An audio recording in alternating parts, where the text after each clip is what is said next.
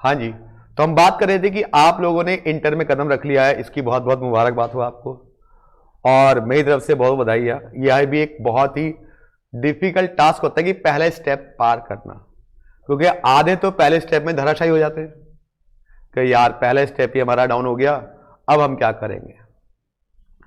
तो हम लोग यहां पर बेटा इंटर के अंदर आ चुके हैं। अब इंटर और फाउंडेशन में थोड़ा सा तो डिफरेंस है, जो मैं आपको पहले बता देता हूं।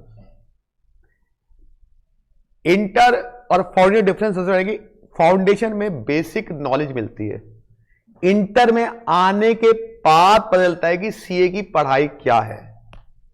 वहां तो आधे सब्जेक्ट आपके फाउंडेशन के 12 से रिलेटेड थे, 11 से रिलेटेड, लेकिन इंटर में आने के बाद आपको एहसास होगा कि भाई साहब असली जर्नी तो यहां से ही शुरुआत होती है। अब इंटर और फाउंडेशन में सबसे बड़ा मेजर डिफरेंस क्या होता है कि बच्चा अपने आप मैच्योर हो जाता है इंटर में आने के बाद। फाउंडेशन में वो 2 घंटे पढ़ने में उसकी जान निकलती है, इंटर में आने के बाद वो 6-6 घंटे बैठता है दिन में स्टडी करने, और एटलीस्ट कम से कम आपकी भी लगभग 6-7 घंटे 8 घंटे डेली क्लास यहां पे सेटल होगी आपकी, राइट। अब दोस्तों मैं आपको बता देता हूं अपने बारे में। मेरा नाम बहुत से तो मुझे जानते हैं, यहाँ पे तानिश अग्रवाल जी सभी जानते हैं, बहुत से लोग, और जो नहीं जानते हैं उनका मेरा नाम अली नकवी है। और मैं आपको cost and management accounting paper number 4 और पेपर नंबर 6 पढ़ाऊंगा आपको। पेपर नंबर 4 और पेपर नंबर 6 ये दोनों के दोनों पेपर आपके ग्रुप 2 के अंदर है। अब आपको पता होगा, ज्यादा बताने की जरूरत नहीं, ग्रुप 1 और ग्रुप 2 दोनों ही आपको पता है कि ग्रुप 1 में भी 3 पेपर है, ग्रुप 2 में भी 3 पेपर है। अब ये दोनों पेपर में आपको बताऊंगा मेरे को जो टाइम लगेगा कराने में सिलेबस, और आपको जो टाइम लगेगा मिनिमम 4.5 महीने तो आप लेके चलिए, मतलब 4.5 महीने तो आप एटलीस्ट लेके चलिए जिसमें आपका सिलेबस कंप्लीट होगा। 4.5 महीने लग जाएंगे हम लोगों को, 4.5 महीने हम लोगों को मेहनत करनी है, और इस 4.5 महीने में आपके बोथ ग्रुप मेरे जो सब्जेक्ट है वो मैं सब्जेक्ट कंप्लीट करा दूंगा। मतलब अगर आप बात की जाए तो आज फरवरी मिड है, तो फरवरी मिड से लगा लीजिए आप 4.5 महीने, तो मार्च, अप्रैल, मई और जून, ये इतना टाइम आपको लगेगा। मतलब जून के क्लोजिंग ऑफ द डे हमारा सिलेबस कंप्लीट हो जाएगा। ये हमारा टाइम ड्यूरेशन है, ठीक है बेटा। इस टाइम ड्यूरेशन के अंदर हम ये कंप्लीट कर लेंगे। तो अब जैसे कि हम लोगों ने फाउंडेशन में स्टडी की है कि पहले एक एक चैप्टर्स करेंगे, उसके हम लोग सारे क्वेश्चंस करवाता हूं मैं, चाहे फाउंडेशन और इंटर हो, मैं ऑल क्वेश्चन करवाता हूं, सभी क्वेश्चन को मैं करवाता हूं फाउंडेशन लेवल और इंटर लेवल के अंदर। अब सबसे इंपॉर्टेंट बात कि जिस डेडिकेशन से मैंने फाउंडेशन में पढ़ाया था उससे ज्यादा डेडिकेशन से मैं इंटर में कोशिश करता हूं बच्चों के साथ, क्योंकि मुझे पता है कि उसके साथ ज्यादा मेहनत करने की जरूरत है। फाउंडेशन में तो चलो, लेकिन इंटर में उससे ज्यादा मेहनत करने की जरूरत होती है हम लोगों को, राइट नाउ। अब हमें करना क्या है और कैसे अपने नोट्स तैयार करने हैं, ये सबसे पहला काम हमारा होना चाहिए। सबसे पहले नोट्स जो हमें तैयार करने हैं और कैसे कॉपियां तैयार करनी है वो हमें सबसे इंपॉर्टेंट है। देखो नोट्स कैसे तैयार करने हैं, देखो इसमें कॉम्प्रोमाइज मत करना नोट्स तैयार करने में, और खर्चा कर लेना जेब से, कॉपियों और रजिस्टर के नहीं है, क्योंकि कॉपी और रजिस्टर के नहीं है, आप लोग खर्चा नहीं करोगे तो मजा नहीं आएगा मुझे। इसमें ज्यादा रजिस्टर भरते हैं और कॉपियां भरती है। फाउंडेशन में ज्यादा कैलकुलेटर होता था, यहां प्रैक्टिस ज्यादा है, सब्जेक्टिव पेपर है आपका, राइट नाउ। तो यहां पर हम बात करें तो आपको क्या करना है, देखिए मैं आपको बता चुका हूं, दोबारा बता रहा हूं अपने बारे में कि मैं आपको पढ़ाने वाला हूं पेपर नंबर 6 और पेपर नंबर 4। ये 2 पेपर मेरे हैं, पेपर नंबर 6 और पेपर नंबर 4। उस पेपर नंबर 4 की बात करूं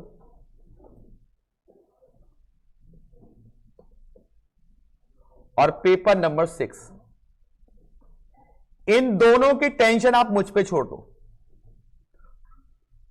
कि आपको बस इतना करना है कि जो मैं पढ़ाऊंगा उसको आपको रिवाइज करना है, कुछ एक्स्ट्रा होमवर्क नहीं देता मैं कभी भी, मेरा उसूल है, कभी होमवर्क नहीं देता।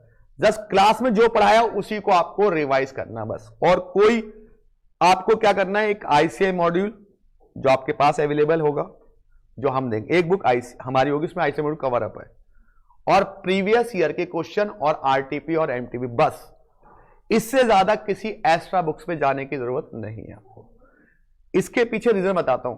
अभी तो हम जाएंगे, कल को हम रिवीजन नहीं कर पाएंगे, क्योंकि हमारे पास होती है 1 डे। उस 1 डे में हम कितना कर लेंगे, हम पढ़ेंगे, लिमिटेड मटेरियल रखेंगे, लिमिटेड बुक्स रखेंगे। लिमिटेड मटेरियल यानी कि क्वेश्चन कम होंगे, उसमें क्वेश्चन बहुत ज्यादा है। मेरी खुद की बुक्स है सोल्ड और अनसोल्ड, जो मार्केट में बिकती हैं, मैं आपको बता दूं, मेरी खुद की लिखी हुई बुक्स है इंटर के अंदर, मार्केट में भी अवेलेबल होती हैं, बट फिलहाल मैं यहां आपको खुद दे दूंगा, तो उसकी कोई टेंशन वाली बात नहीं है। अब इसके अंदर हम लोग क्या करेंगे कि हम लोग हर एक क्वेश्चन करेंगे, एक एक इलस्ट्रेशन और एक एक क्वेश्चन। इलस्ट्रेशन मतलब एग्जांपल्स और प्रैक्टिकल क्वेश्चंस।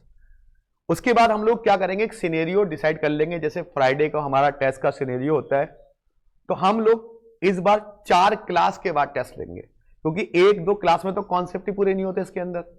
तो एवरी 4 क्लास आपका टेस्ट होए करेगा। ये आपका शेड्यूल है, कुछ पूछने की जरूरत नहीं है मुझसे टेस्ट का, भाई 4 क्लास बाद शेड्यूल हो जाएगा आपका, टेस्ट हो जाएगा, ठीक है। अब इसके अंदर दोस्तों पेपर नंबर 4 हम लोग स्टार्ट करने जा रहे हैं, और पेपर नंबर 6। इसमें सबसे अच्छी बात क्या होगी, इन दोनों क्या, सभी इंटर के अंदर 30 नंबर के क्या बेटा, ऑब्जेक्टिव है।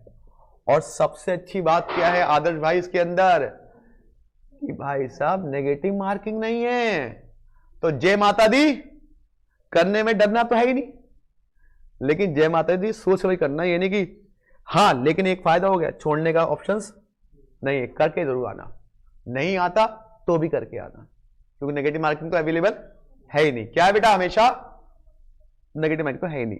तो आपको 30 नंबर के ऑब्जेक्टिव, पहले नहीं हुआ करते थे, पहले इसके अंदर कोई भी ऑब्जेक्टिव नहीं थे, अब ऑब्जेक्टिव हर पेपर के अंदर हो गए।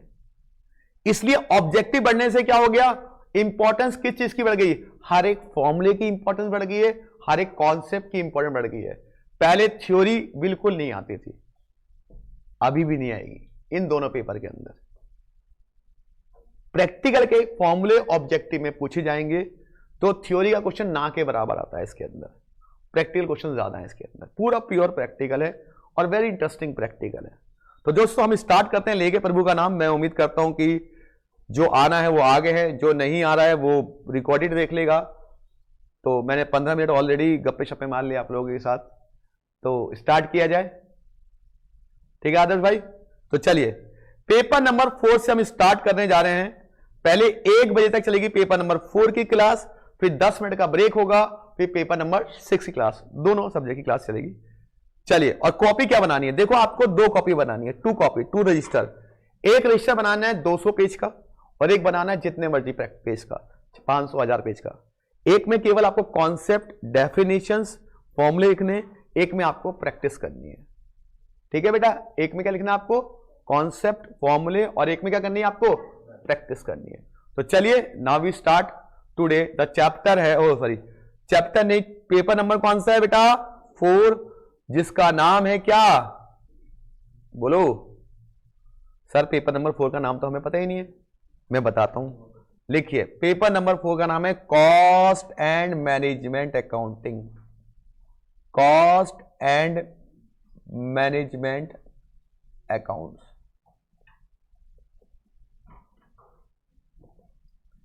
Cost and management accounting, cost and management accounting. अब मुझे बताइए इस सब्जेक्ट को, सबसे पहले मैं इसकी हिस्ट्री पे जाना चाहता हूं कि सर ये सब्जेक्ट हमारे लिए क्यों आया।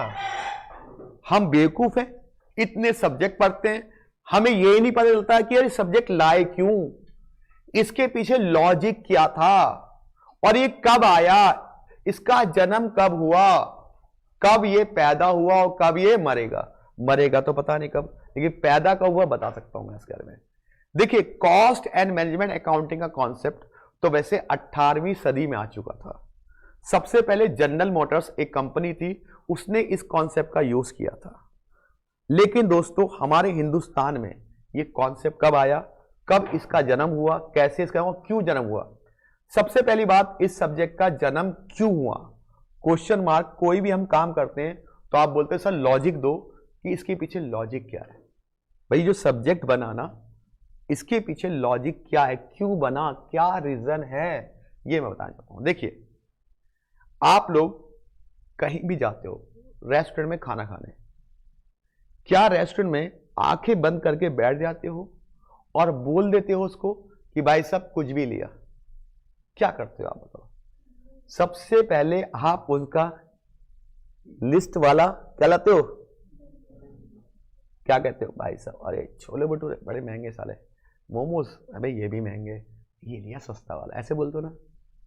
ऐसे बोलते हो नहीं बोलते हो? दोस्तों बताओ क्यों करते हो ऐसा? बताओ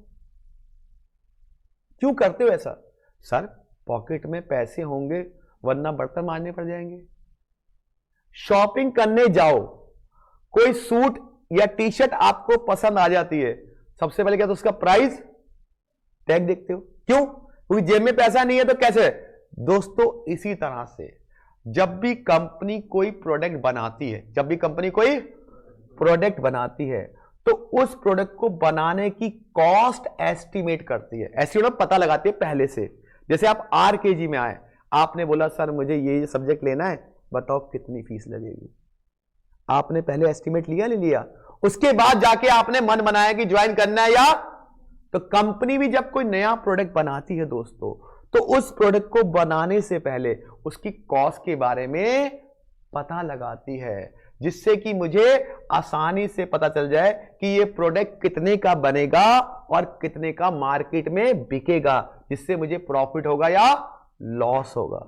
इसी कॉन्सेप्ट के तहत ये सब्जेक्ट का जन्म हुआ कि अगर कंपनियों को ये पहले से पता चल जाए कि भाई साहब जो प्रोडक्ट मैं बनाने जा रही हूं उस पर कितनी कॉस्ट आएगी, तो उससे मुझे कंफर्टेबल बन जाता है कि इतना खर्चा आएगा और इतना महंगा प्रोडक्ट बन गया या इतना सस्ता। अगर महंगा बन गया तो मार्केट में बिकेगा ही नहीं, सस्ता बनेगा तभी तो प्रॉफिट कमा पाऊंगा।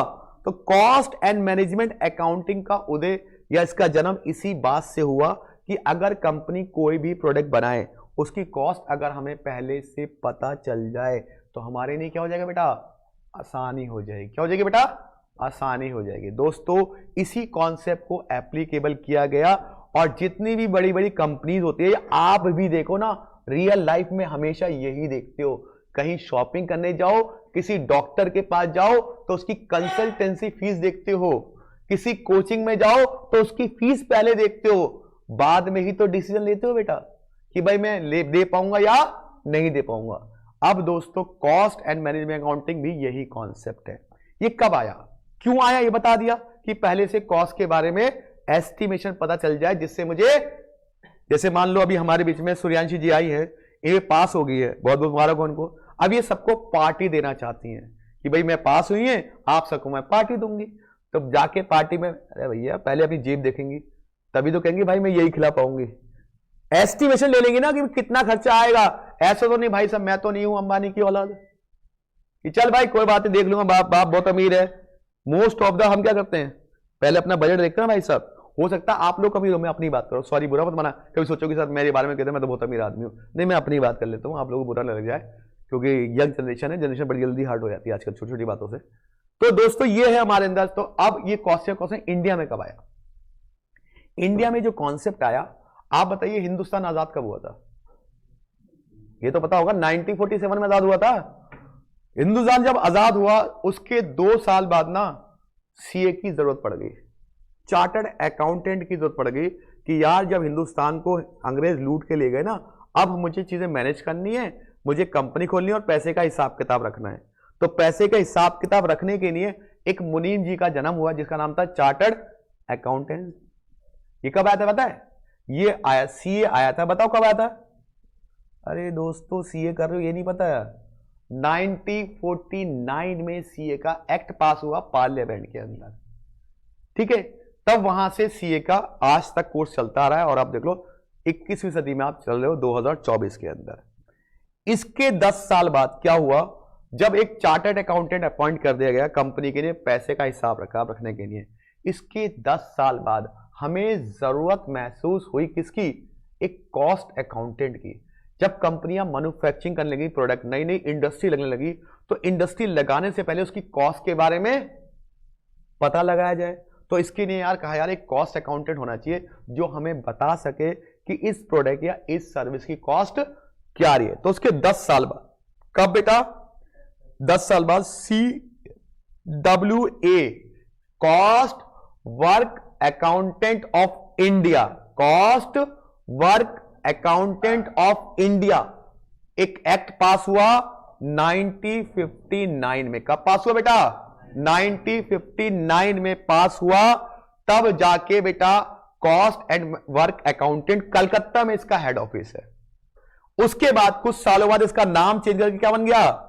CMA, cost management accountant. इसका मतलब यह था कि अगर कंपनी एक कॉस्ट अकाउंटेंट अपॉइंट करेगी जो ये बताएगा कि इस प्रोडक्ट की कॉस्ट कितनी आनी चाहिए दोस्तों। तो इसका मतलब इस सब्जेक्ट का जन्म कब हुआ बेटा इंडिया के अंदर? 1959 के अंदर इंडिया के अंदर इस सब्जेक्ट का जन्म हो गया। तो हमने पहले इसको बताया क्यों आया, फिर ये पैदा कब हुआ। अब दोस्तों इसकी डेफिनेशन पढ़ेंगे कि भाई साहब ये होता क्या चीज है और क्यों करते हैं। चलिए मान लीजिए मैं आपको बनाता हूं अंबानी या कोई भी बिजनेस में बनाता हूं, आप बड़े बिजनेसमैन बन गए, ठीक है, दीपांशु भाई बन गए बड़े बिजनेसमैन। अब आप बड़े बिजनेस में आते हो, आप प्रॉफिट कमाना चाहते हो अपनी कंपनी से। आप प्रैक्टिकल एग्जांपल देना, तो आप प्रॉफिट कैसे कमा सकते हो अपनी कंपनी से? सर सबसे सिंपल सा लॉजिक है, जो प्रोडक्ट में बनाऊं उसकी कॉस्ट क्या आनी चाहिए? मिनिमाइज आनी चाहिए। और प्रॉफिट क्या होना चाहिए? मैक्सिमम। यही तो मेरा ऑब्जेक्ट होगा कि कॉस्ट कम से कम हो और प्रॉफिट, जैसे आप भी तो कहते हो मेहनत कम से कम हो, नंबर नहीं करते हो आप लोग। सर वो सब्जेक्ट से बताओ ना जहां जहां से ज्यादा नंबर का आता है, सर वही कर लूं, देखो कम पढ़ूंगा ज्यादा नंबर आ जाएंगे। आप ऐसे सोचते हो। तो कंपनी भी क्या करती है बेटा कि भाई मिनिमम कॉस्ट और मैक्सिमम प्रॉफिट हो। ये मेरा ऑब्जेक्ट है या नहीं है? कंपनी का ऑब्जेक्ट क्या है? अरे बोलो, शर्मा रहे हो यार, यंग बंदे हो इतने। क्या कंपनी का ऑब्जेक्ट क्या है? मिनिमम कॉस्ट और मैक्सिमम प्रॉफिट। तो दोस्तों इस सब्जेक्ट के अंदर यही पढ़ना है, हमें अपनी कॉस्ट को क्या करना है? मिनिमाइज करना है और प्रॉफिट को मैक्सिमाइज करना है। इस सब्जेक्ट का मेन मोटिव यह है, मेन ऑब्जेक्ट यह है। अगर कोई पूछे कि सब्जेक्ट पढ़ क्यों रहे हो, सर इस सब्जेक्ट का ऑब्जेक्ट क्या है? कॉस्ट को मिनिमाइज करना और प्रॉफिट को। अब ये सब्जेक्ट दो पार्ट में डिवाइड है। पहला सब्जेक्ट क्या है बेटा? कॉस्ट। दूसरा पार्ट क्या है? तो चलिए सबसे पहले लिखिए मीनिंग ऑफ कॉस्ट। कॉस्ट का मतलब क्या है? अब फटाफट से अपनी कॉपी में लिखना शुरू कर दो। सारे के सारे विद्यार्थी, कोई भी बिल्कुल भी टाइम वेस्ट नहीं करेगा और जम के तैयारी करेगा। तो लिखिए सबसे पहले meaning of cost. Meaning of cost. Cost क्या होती है भाई साहब? आप लोग इकोनॉमिक्स पढ़ के आए हो ना, तो बताइए कॉस्ट क्या होती है? शर्माना नहीं है, सबको जानता हूं यहां पे मैं। क्या होता है मीनिंग का मतलब? यार आप कोई भी प्रोडक्ट बना रहे हो ना, उस प्रोडक्ट को बनाने में जो खर्चा आएगा वही तो उस प्रोडक्ट की कॉस्ट होगी। तो लिखिए cost is a expenditure, cost is a expenditure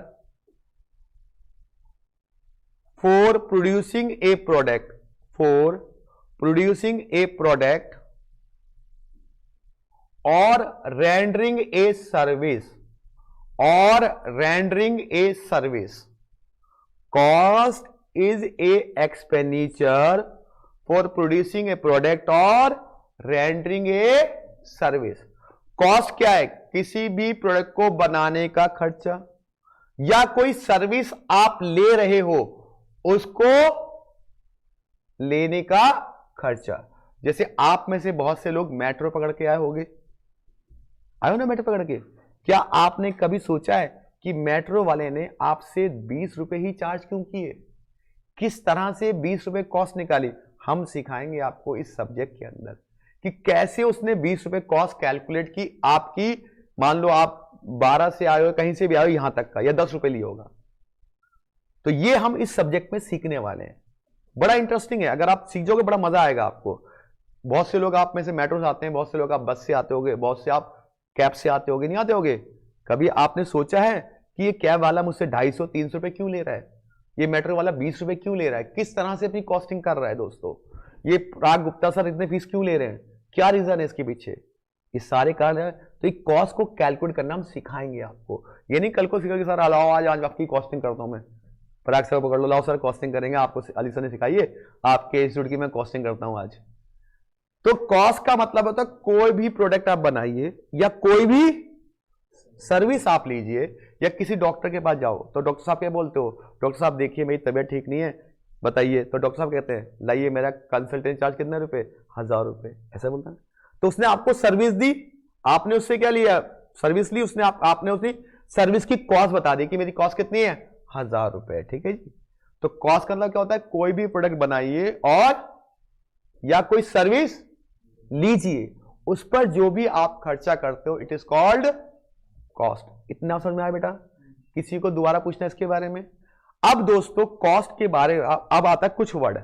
अभी आप लोगों ने जब आप आ रहे थे तो आपस में डिस्कस कर रहे होगे यार आज कौन से सब्जेक्ट की क्लास है, तो कोई बच्चा बोला आज कॉस्ट की क्लास है, नहीं भाई, कोई बोल रहा होगा सर आज कॉस्टिंग की क्लास है, कोई कह रहा होगा कॉस्ट की क्लास है, कोई कह रहा होगा, कोई कह रहा होगा यार कॉस्ट अकाउंटिंग की क्लास है, और कोई कह रहा होगा कॉस्ट अकाउंटेंसी की क्लास है, सी वाई। कोई कह रहा होगा कॉस्ट अकाउंटेंसी की क्लास है। सब बच्चे कह रहे होंगे अपने हिसाब से, नहीं कह रहे भाई कि आज यार कॉस्ट या कॉस्टिंग या कॉस्ट अकाउंटिंग या कॉस्ट अकाउंटेंसी। क्या आपसे में एक क्वेश्चन है, ये सारे वर्ड एक ही हैं, बात तो सारे एक ही कर रहे हो आप लोग, क्या ये सारे वर्ड एक ही हैं? सर आप इतना जोर दे रहे हो तो सारे वर्ड एक नहीं हो सकते, वरना आप क्यों बकर बकर करते इतनी सारी बात, सिंपल सी बात है, ये तो हम समझ गए। चलो पहला वर्ड मैंने आपको बता दिया ना, ये तो बता दिया। अब वर्ड आ रहा है कॉस्टिंग क्या है दोस्तों, कॉस्टिंग क्या है? आप ही की जुबानी आपको आती है बात, लेकिन आप मुझे बता नहीं पा रहे हो कॉस्टिंग क्या है।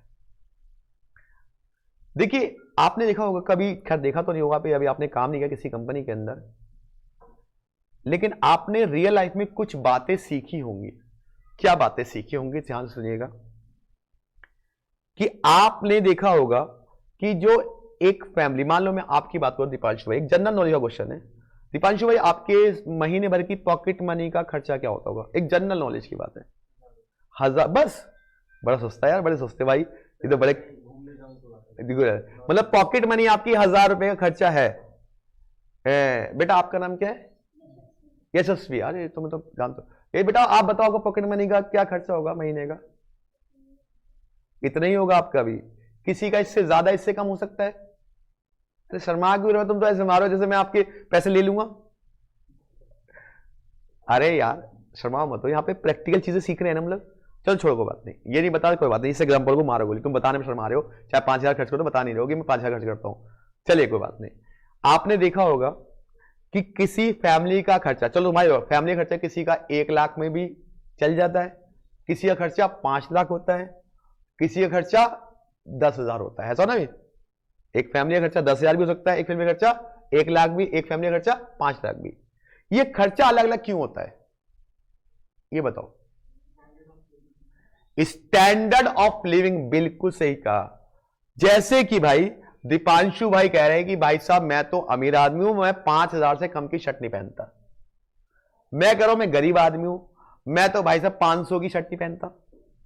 इसका मतलब इन्होंने अपने हिसाब से कॉस्टिंग करके बता दिया कि इनका महीने का खर्चा 1 लाख रुपए का है। मैंने अपने हिसाब से कॉस्टिंग करके बता दिया मेरा खर्चा 10,000 रुपए महीने का है। इन दोस्त ने बता दिया मेरा खर्चा 5 लाख रुपए का है।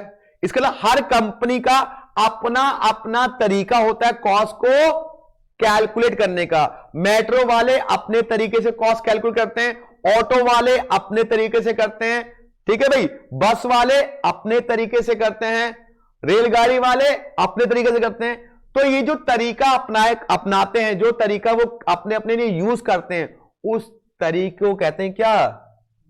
कॉस्टिंग।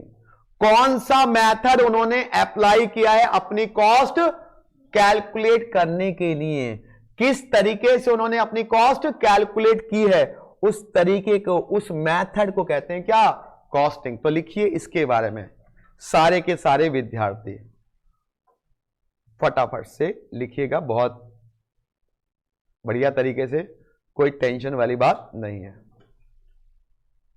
सारे विद्यार्थी बोलो बेटा, सभी विद्यार्थी को देखो, costing is a technique and process of ascertaining of cost of the product और सर्विस, बस यही तक लिखना है। कॉस्टिंग वो मेथड है, वो टेक्निक है जिसके द्वारा किसी भी प्रोडक्ट की कॉस्ट को कैलकुलेट किया जाता है।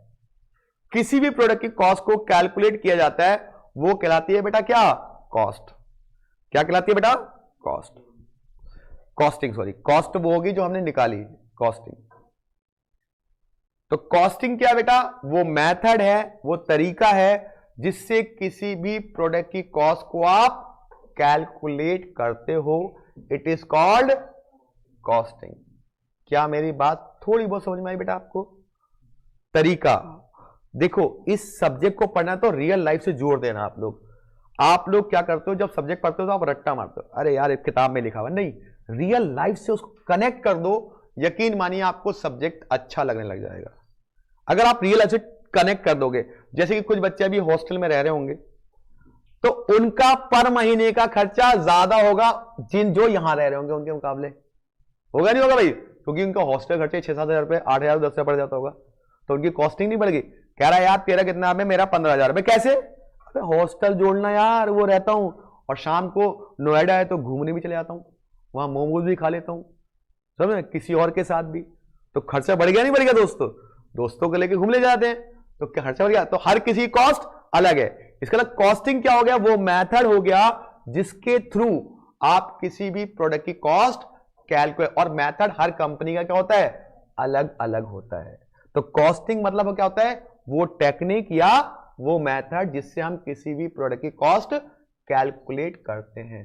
क्या कोई दिक्कत बेटा किसी को? चलिए, उसके बाद आता है बेटा, कॉस्टिंग के बाद जो अगला वर्ड हमारे को आता है वो आता है कॉस्ट अकाउंटिंग। अब मैं कॉस्ट अकाउंटिंग पढ़ाने से पहले आपको कुछ जानना चाहता हूं। आप लोगों ने ये वर्ड तो सुना होगा ना, नहीं पढ़ा होगा अकाउंटिंग? कॉस्ट भूल जाओ, अकाउंटिंग पढ़ा है आप लोगों ने? What is the meaning of accounting, दोस्त बताओ आप।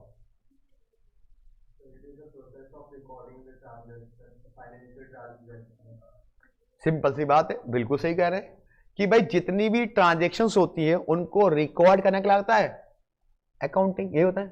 अब मैं इसके आगे क्या वर्ड यूज कर दूं, कॉस्ट अकाउंटिंग। अरे तो कॉस्ट अकाउंटिंग भी तो यही कहता है कि जितना भी आपने खर्चा किया है उस प्रोडक्ट को बनाने में, शुरू से लेके एंड तक, जहां तक आपका प्रॉफिट लॉस नहीं निकल जाता, जहां तक आपका प्रॉफिट लॉस नहीं जाता, जैसे होता है पीएल अकाउंट बनाते हो आप लोग, तो कॉस्टिंग में पीएल अकाउंट बनता है। तो शुरू से लेके एंड तक जितना भी खर्चा किया है उसको अगर आप सिस्टमेटिक मैनर्स में लिख देते हो, वो कहलाता है क्या, कॉस्ट अकाउंटिंग। अकाउंटिंग की तरह तो कॉस्ट अकाउंटिंग होगा दोस्त। आपने जो भी, मान लो आपने कहा भाई मैंने यार इतने का ये खरीदा, इतने का ये खरीदा, इतने का खरीदा, that is called the cost accounting. उसको आपने रिकॉर्ड कर दिया सिस्टमेटिक मैनर्स में, बस। और वो रिकॉर्ड कहां होते हैं पेश, कंपनी के डायरेक्टर के सामने। क्या होते हैं, कंपनी के डायरेक्टर या कंपनी के जो डिसीजन मेकर होते हैं। अब डिसीजन मेकर के सामने वो रिकॉर्ड आ गए, उसने पता लगा लिया इतना का खर्चा आएगा और इतने का ये प्रोडक्ट बिकेगा। अब कंपनी के जो डायरेक्टर्स होते हैं या कंपनी के जो डिसीजन मेकर होते हैं, वो अब डिसीजन लेंगे कि ये प्रोडक्ट बनाए या ना बनाए। भाई सिंपल सी बात है, वो डिसीजन कौन लेगा, जो डिसीजन मेकर होंगे ना। भाई आप भी तो डिसीजन लेते हो ना, आपके घर में आपके डिसीजन मेकर कौन है, आपके फादर और मदर। और लेकिन कुछ जगह आप भी डिसीजन लेते हो, तो कोई काम करना है या नहीं करना, कंपनी के हेड टेक करते हैं। आपने सारे रिकॉर्ड बनाए और कंपनी के डायरेक्टर के सामने पेश कर दिए, या कंपनी के डिसीजन मेकर के सामने आपने पेश कर दिया। अब कंपनी के जो डिसीजन मेकर हैं वो क्या करेंगे, डिसीजन लेंगे ना कि इस प्रोडक्ट पे काम किया जाए या नहीं किया जाए। वो जो डिसीजन लिया जाता है वो कहलाता है कॉस्ट अकाउंटेंसी। क्या कहलाता है? Cost accountancy. अब मैं इसको पूरा प्रोसेस समझाता हूं। हमारे बीच में एक दोस्त है आदर्श भाई, इनसे मुझे बड़ा अच्छा लगा हुआ है। आदर्श भाई है, उन्होंने सीए फाउंडेशन पास कर लिया। अब वो पास होने के बाद उनके मन में विचार आया कि भाई मैं ना गोवा घूम के आऊंगा। अभी पराग सर गए थे तो कह रहे भाई मैं गोवा घूम के आऊंगा, सर गए तो मैं भी जरूर जाऊंगा वहां पे गोवा। तो ये गोवा घूमने का प्लान कर रहे हैं। इन्होंने कहा कि भाई कम से कम 50,000 का खर्चा आएगा, रहने का, फ्लाइट से जाने का, या जैसे भी जाएंगे टोटल मिला के एक हफ्ते का 50,000 खर्चा आएगा। ये बताओ इन्होंने जो टोटल खर्चा बताया वो क्या कहलाएगी? कंपनी उसकी कॉस्ट जो कहलाएगी भाई, कॉस्ट कहलाएगी। इन्होंने मम्मी के पास गए, मम्मी मुझे गोवा जाना है घूमने। मम्मी ने बोला बेटा कितना खर्चा आएगा? इन्होंने बोला 50,000 खर्चा आ जाएगा। मम्मी कह 50,000? अबे क्या बात कर रहा है, इंटर की फीस हो जाएगी। ठीक है, 50,000 खर्चा। चल कोई बात नहीं बेटा, तूने सीए फाउंडेशन पास किया, बहुत बड़ी उपलब्धि की है, कोई बात नहीं, तू जा। लेकिन मैं परमिशन देने पहले अपने पापा से पूछ लिया, भाई वही पैसे देंगे, मेरे पास तो नहीं है इतना पैसा। तो इन्होंने जो एस्टिमेशन निकाला कि गोवा जाने का, वो क्या होगी? कॉस्ट होगी। अब कॉस्ट आने के बाद रात को डिनर पे ये बैठे फादर के साथ, मम्मी के साथ, मम्मी को कोनी मार रहे हैं, मम्मी बोलो ना पापा से, मम्मी बोल, ऐसे बोलते ना बच्चे, अरे मम्मी बोलो ना, खुद तो पेल पाल देंगे पापा, बता दो अभी। अब बेचारे मीठी मीठी मम्मी ने खीर भी बनाई पापा के लिए, उन्हें पटाया गया कि आदर्श के लिए। तो अब उन्होंने बोला हाँ जी एक बात कहनी है, लड़का ना हमारा फाउंडेशन पास कर गया। हाँ मुझे पता है, बड़े खुश, हाँ मैं बहुत खुश हूँ। ठीक है, तो हम सोच रहे थे कि इसको एक बार थोड़ा एक हफ्ते के लिए, जब तक रिजल्ट नहीं आता घूमने भेज दें। हाँ भेज दो, कोई दिक्कत वाली बात नहीं है। तो कहाँ जाना चाहता है? तो मम्मी ने बोला ये गोवा जाना चाहता है। पापा गोवा? अरे गोवा क्या है? अरे भेज दो, बालक है। अच्छा ठीक है कोई बात नहीं, कितना खर्च आएगा? 50,000। जैसी बोला 50,000 पापा का चेहरा बदल गया। बे 50,000 कैसी बातें कर रहा है? तब बेचारी मम्मी ने पटापुटू लिया, कोई बात नहीं। फिर पापा ने इससे बोला बेटा आदर्श 50,000 जो खर्चा आएगा ना, इसका मुझे एक सिस्टमेटिक रिकॉर्ड बना के दे दे। कितना होटल का आएगा, कितना फ्लाइट का आएगा, कितना खाने का आएगा। इसने पूरा रिकॉर्ड बनाया। और ठीक है, रिकॉर्ड बनाने के बाद उससे पहले उन्होंने कहा कि किस तरीके से तू गोवा जाएगा, कौन से मेथड से, किससे जाएगा, फ्लाइट से जाएगा, किससे जाएगा, ट्रेन से जाएगा, बस से जाएगा, गाड़ी से जाएगा। जो तरीका इसने फॉलो किया वो कहलाएगा कॉस्टिंग। फिर सारे रिकॉर्ड बना के घर वालों को दिया, वो कहलाएगा कॉस्ट अकाउंटिंग। अब घर वाले डिसीजन लेंगे कि जाएगा या नहीं जाएगा। It is called cost accountancy. इसका मतलब कंपनी के अंदर भी एक प्रोसेस होता है। सबसे पहले उस प्रोडक्ट की कॉस्ट निकाली जाती है, फिर किस तरीके से आपने कॉस्ट निकाली वो तरीका बताओ, फिर उसका सारा सिस्टमेटिक रिकॉर्ड बना के कंपनी के सामने पेश करो कि कितना प्रॉफिट हो कितना लॉस होगा। फिर कंपनी के जो हेड वाले ऑफ द डिपार्टमेंट वो कहते हैं डिसीजन लेते हैं, उसे कहते हैं कॉस्ट अकाउंटेंसी। इसका मतलब 4 वर्ड हो गए। पहला वर्ड कॉस्ट, कितना खर्चा आएगा। कॉस्टिंग, कौन सा मेथड आपने यूज किया, ऑनलाइन मेथड पढ़ाई का या फेस टू फेस, हो गया ना मेथड। उसके बाद सिस्टमेटिक रिकॉर्ड, अरे मम्मी इतने की फीस जाएगी, इतने का रजिस्टर आएगा, इतने का ये होगा, इतना खर्चा आ जाएगा। अब डिसीजन आपका या मम्मी का, वहां की फीस इतनी, यहां की बेटा बेटा वहां ले ले, वहां यहां ले ले, वो डिसीजन आप लोगे ना। तो कंपनी के अंदर भी पहले प्रोडक्ट की कॉस्ट निकाली जाती है, उसके बाद कौन से तरीके से कॉस्टिंग की आपने कॉस्ट निकाली, फिर उसका रिकॉर्ड रखो और साथ में क्या करो, लास्ट में डिसीजन लो। ये सारा प्रोसेस का पढ़ना है इसके अंदर। तो हमने 5 वर्ड के बारे में पढ़ा। क्या पहला वर्ड कौन लिखा आप लोगों ने? कॉस्ट लिख लिया। दूसरा वर्ड क्या लिख लिया? कॉस्टिंग लिख लिया बेटा। अब तीसरा वर्ड कौन सा था? Cost accounting. तो चलिए इसको बारे में लिखते हैं हम लोग, कॉस्ट अकाउंटिंग के बारे में।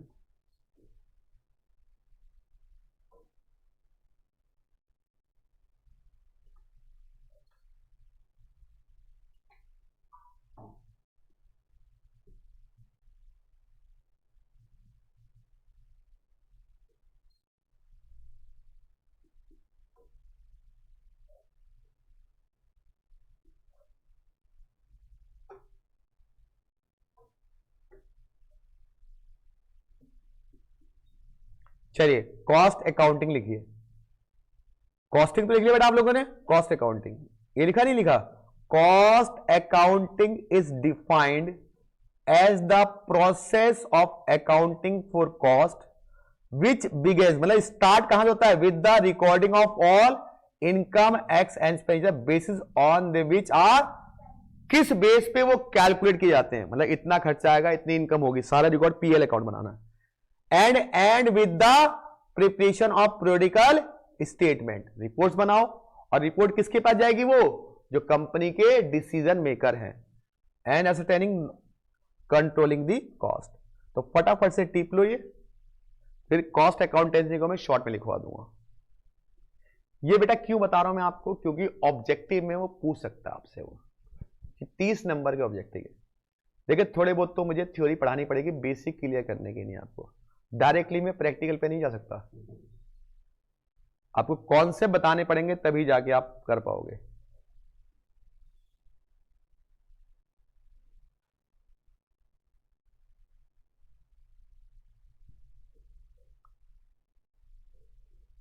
तो मैं बता दूं अभी से, आपका जो अगला टेस्ट होगा वो अगले फ्राइडे को ही होगा,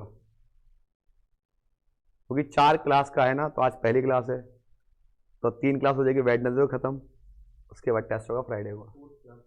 हाँ मतलब 4 क्लास होने के बाद चौथी क्लास पे टेस्ट, सॉरी 3 क्लास होने के बाद।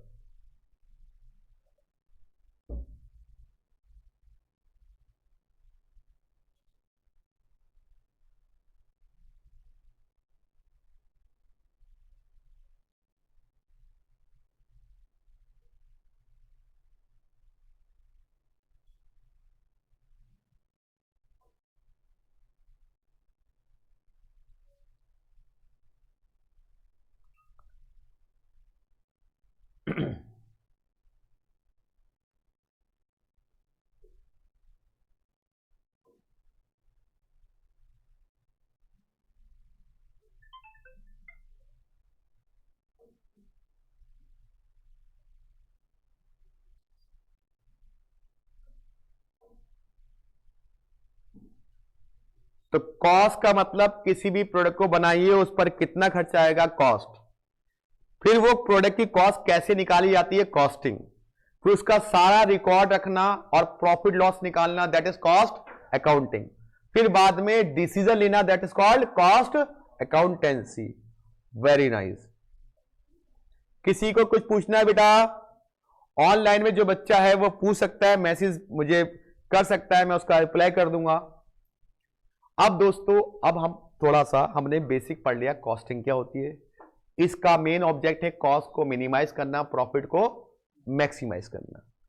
अब कोई भी प्रोडक्ट आप बनाते हो ना दोस्तों, ये बताओ, अच्छा कॉस्ट अकाउंटेंसी लिख लिया नहीं लिख लिया?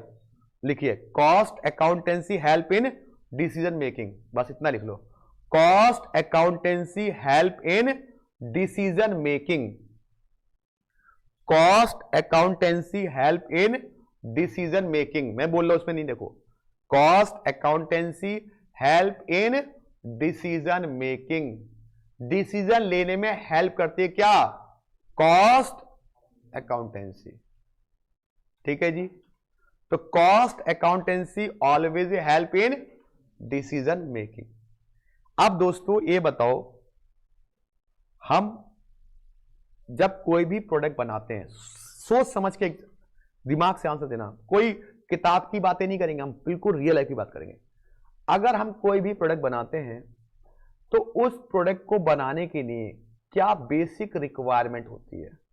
फॉर एग्जांपल के लिए मैं आप ही की बात करता हूं, आप जिस बेंच पे बैठे हो, तो इस बेंच को बनाने के लिए बेसिक चीजें क्या क्या लगी होंगी?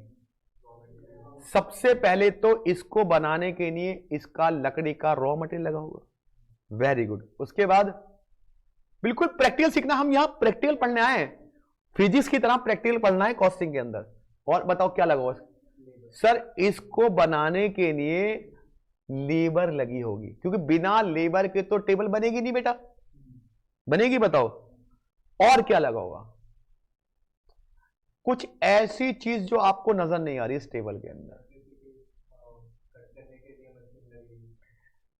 इसके अलावा इस पर ऐसे कुछ खर्चे होंगे जो इस टेबल को देख के हमें नजर नहीं आ रहे। जैसे इन्होंने बताया कि इलेक्ट्रिसिटी भी यूज होगी भी लेबर को कट करने के लिए।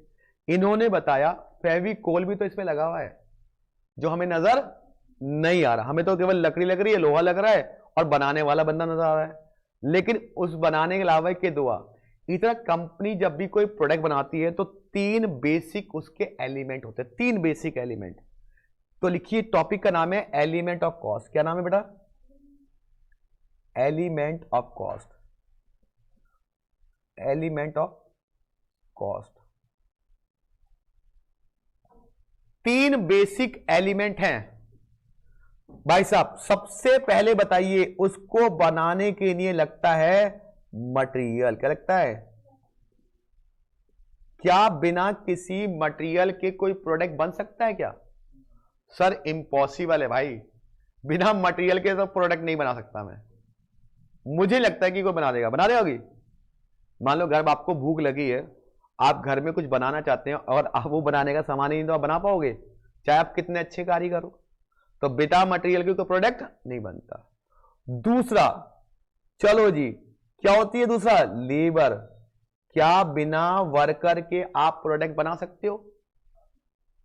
इम्पॉसिबल है, इम्पॉसिबल है ना बेटा। और तीसरा बेटा इसके अंदर आता है ओवरहेड्स। शाबाश, क्या बात है दोस्त, ओवरहेड्स।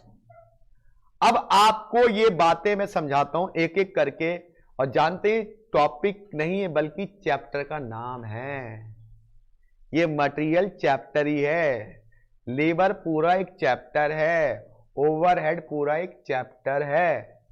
अब हम बात करते हैं मटेरियल की। पहले हम बात करते हैं, ये बताओ किसी भी प्रोडक्ट को बनाने के लिए मुझे रॉ मटेरियल चाहिए। अब रॉ मटेरियल कितने टाइप का होता है? एक टाइप का। बताओ कौन सा? अच्छा 3 टाइप का। 3 टाइप बताओ। फिनिश की बात ही नहीं हो रही तो आप फिनिश पे क्यों जा रहे हो? फेविकोल, टूल्स, वेरी गुड बेटा। मैं आपको क्या बोल रहा हूं? क्या मटेरियल की बात कर रहा हूं। मटेरियल इन्होंने बोला 3 तरह का बेटा, फिनिश की बात ही नहीं होगी, रॉ मटेरियल की बात हो रही है यहां पे। और बताओ बेटा, कोई आप बताओ बेटा।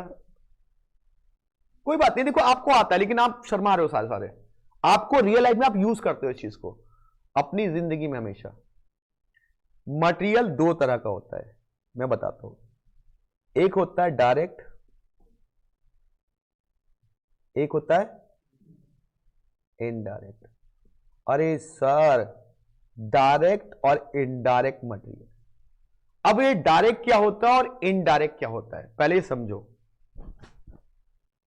डायरेक्ट मटेरियल वो होता है जो उस प्रोडक्ट से डायरेक्टली रिलेटेड होता है, उस प्रोडक्ट से डायरेक्टली रिलेटेड होता है, जिसको हम देख के आइडेंटिफाई कर सकते हैं कि इस मटेरियल से ये वाला प्रोडक्ट बनेगा, ये वाला प्रोडक्ट बनेगा। उसको देख के हम देखते ही आइडेंटिफाई कर लेंगे इससे ये वाला प्रोडक्ट बनेगा।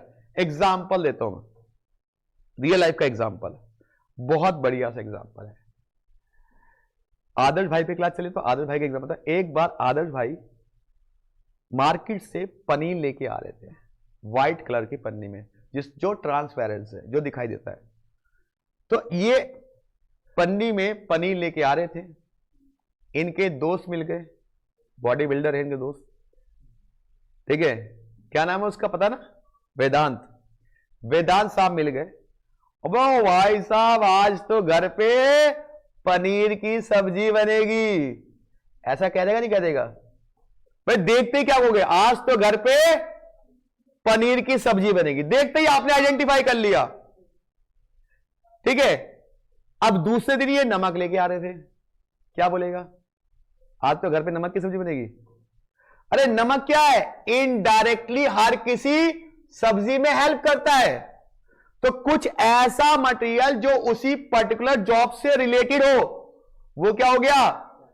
जैसे मैं बताऊं, आपकी आईसीआई की बुक डायरेक्ट मटेरियल है, लेकिन उसके अलावा आप कॉपी पेन वगैरह यूज करते हो या अदर राइटर की बुक यूज करते हो, that is called indirect material. मेरी बात सुन रहे हो? आप सीए फाउंडेशन की बुक लेके हाथ में खड़े रहो, लोग समझ जाएंगे सीए फाउंडेशन वाला बच्चा है। इंटर की लेके खड़ो, इंटर वाला बच्चा समझ जाए। बेशक हो ना हो बात की लगी, देख के तो यही लगे ना भाई साहब, वरना क्यों लेके खरीदूंगा मैं। वो बात लगी बेवकूफ बनाने की नहीं, बात लगी रख ली भाई साहब एमबीबीएस की बुक, आप एमबीबीएस नहीं कर रहे हो, लेकिन वो बात लगे। लेकिन नॉर्मली क्या होता है, आपके हाथ में इंटर की बुक्स मिलेंगी, फाउंडेशन बुक्स नहीं मिलेंगी। अब मिलेंगी बुक्स फाउंडेशन की, मिलेंगी तो किसी को देने के लिए, उसकी हेल्प करने के लिए। अरे दूर रख इसको, फाउंडेशन पास कर चुका तेरा भाई, अब नहीं देगा इसको, इंटर की बात करेगा।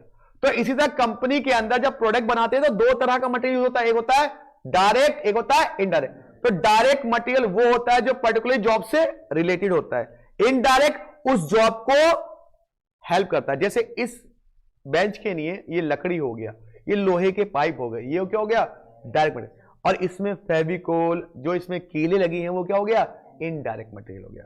अब आता है लेबर की बात।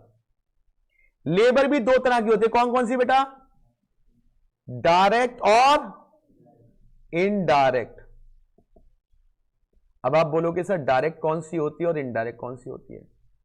सर देखो डायरेक्ट लेबर वो होती है, जैसे मैं अभी आया तो आपने पता लग गया आपने कि जो सर आए ना, या तो ये कॉस की क्लास लेंगे या मैथ्स की क्लास लेंगे या फिर आपने मुझे देख के पहचान लिया ना। लेकिन गलती से मैं नहीं है, गुंजन मैडम वहां बैठी हुई हैं। अब उन्हें देख के बताओ कि वो कौन सी क्लास लगेगी आज तुम्हारी, तुम्हें पता ही लगी तो पूछो अरे सर आएंगे या नहीं आएंगे।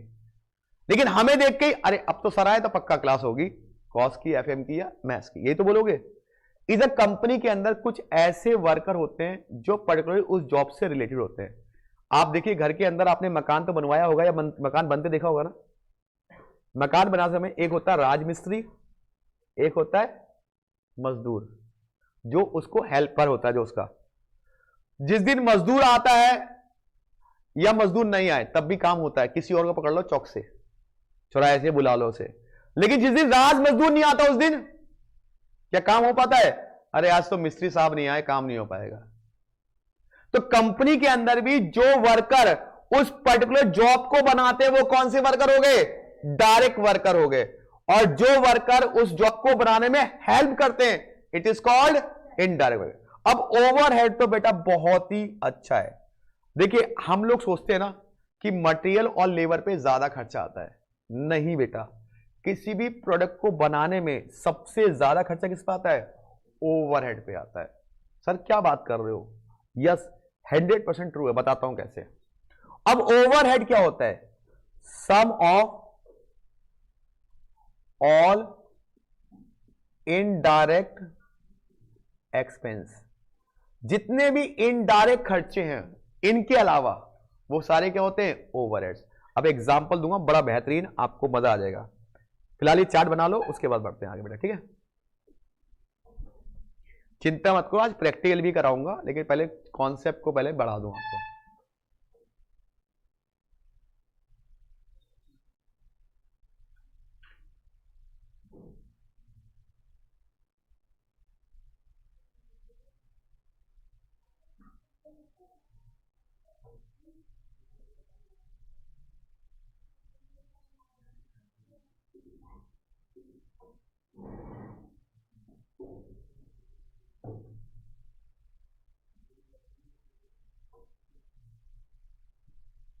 हाँ जी आदर्श भाई, बात समझ में आई।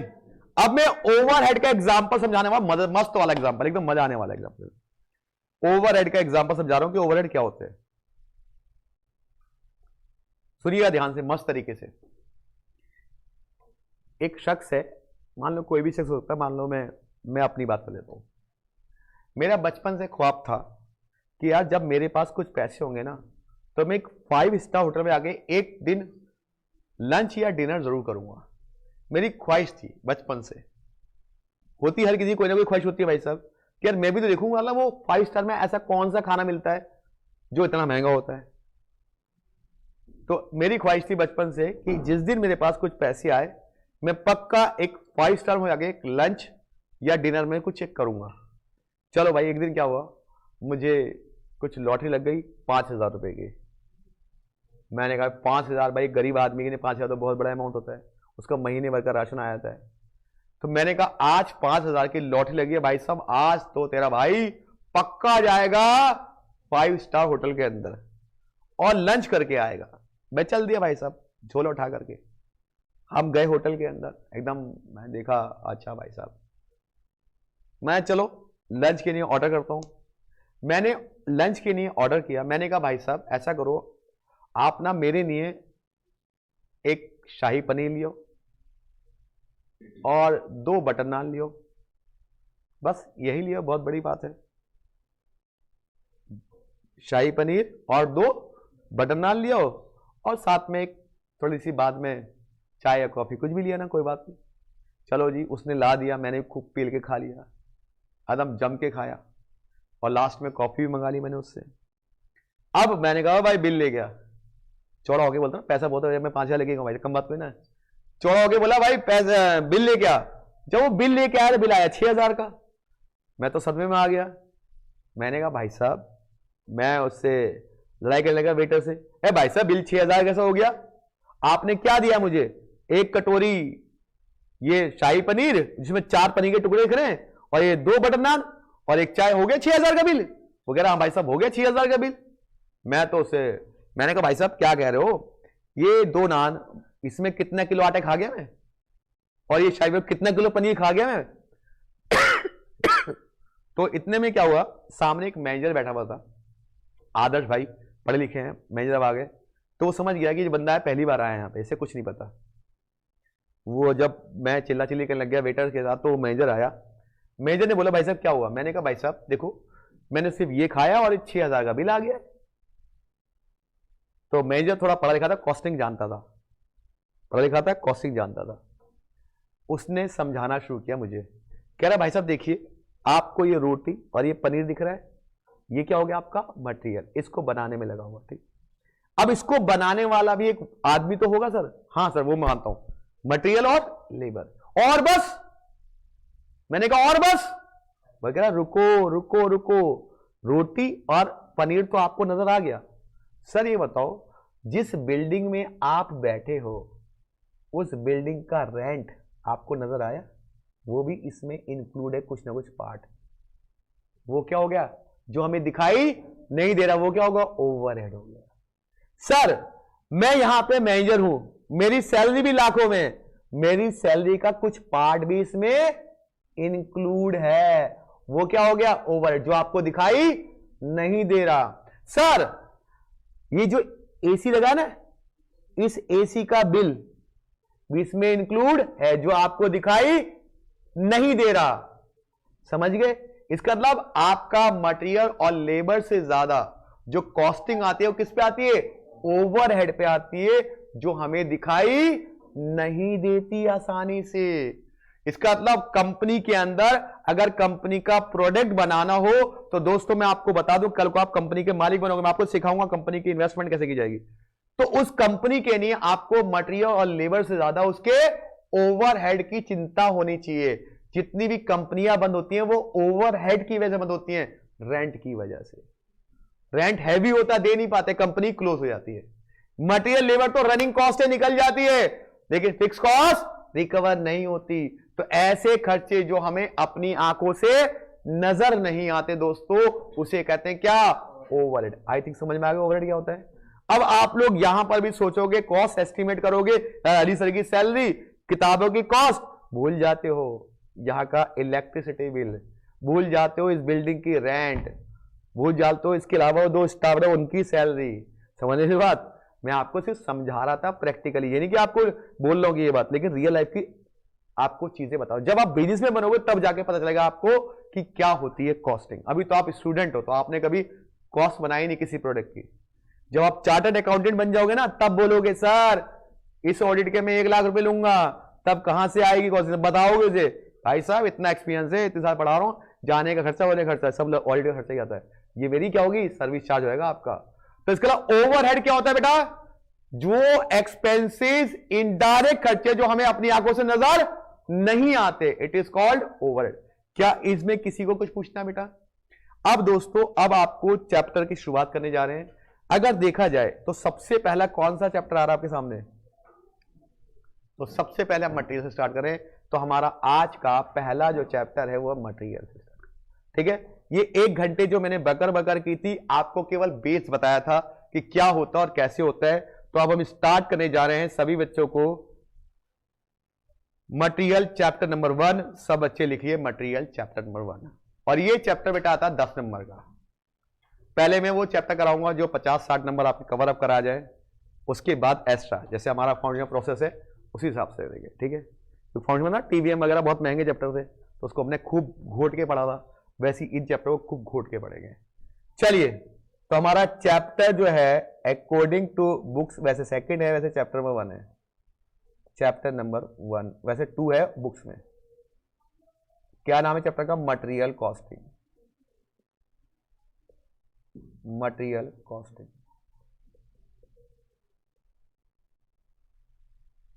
ठीक है जी। अब प्रैक्टिकल भी कराऊंगा आज कॉन्सेप्ट के साथ साथ आपको। मटेरियल कॉस्टिंग हो गया बेटा। चलिए, सबसे पहले लिखिए what is the meaning of material. Material का मतलब क्या होता है? What is the meaning of material? Material क्या होता है? देखिए, एक प्रोडक्ट को बनाने के लिए जितनी भी कॉमोडिटी यूज होती है, एक प्रोडक्ट को बनाने के जितनी भी कॉमोडिटी यूज होती है वो कहलाती है मटेरियल। क्या कहते हैं बेटा? तो लिखिए जरा इसके बारे में, सब बच्चे लिखेंगे इसके बारे में। इरा the general meaning of material is all commodities physical object use to make the final product.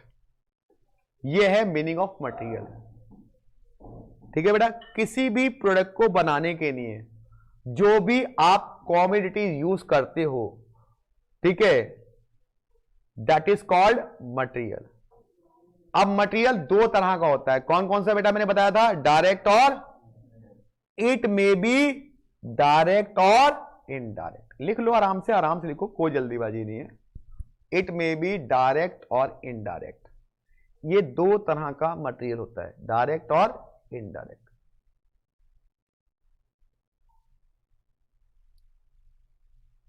ठीक है जी, इट मे बी डायरेक्ट और indirect.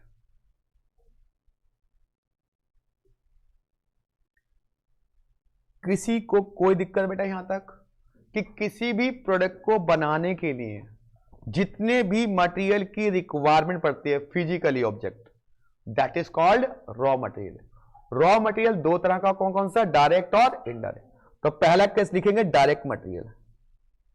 Material cost of which can be directly attributable to the end of product which is being use in economically physical way.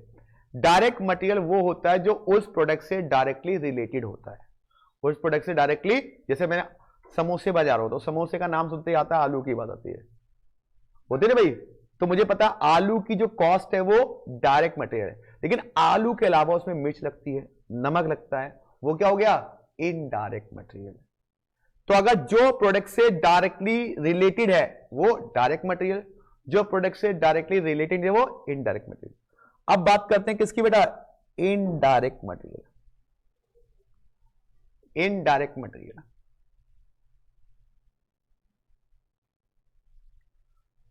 those material which are not directly attributable to a particular final product।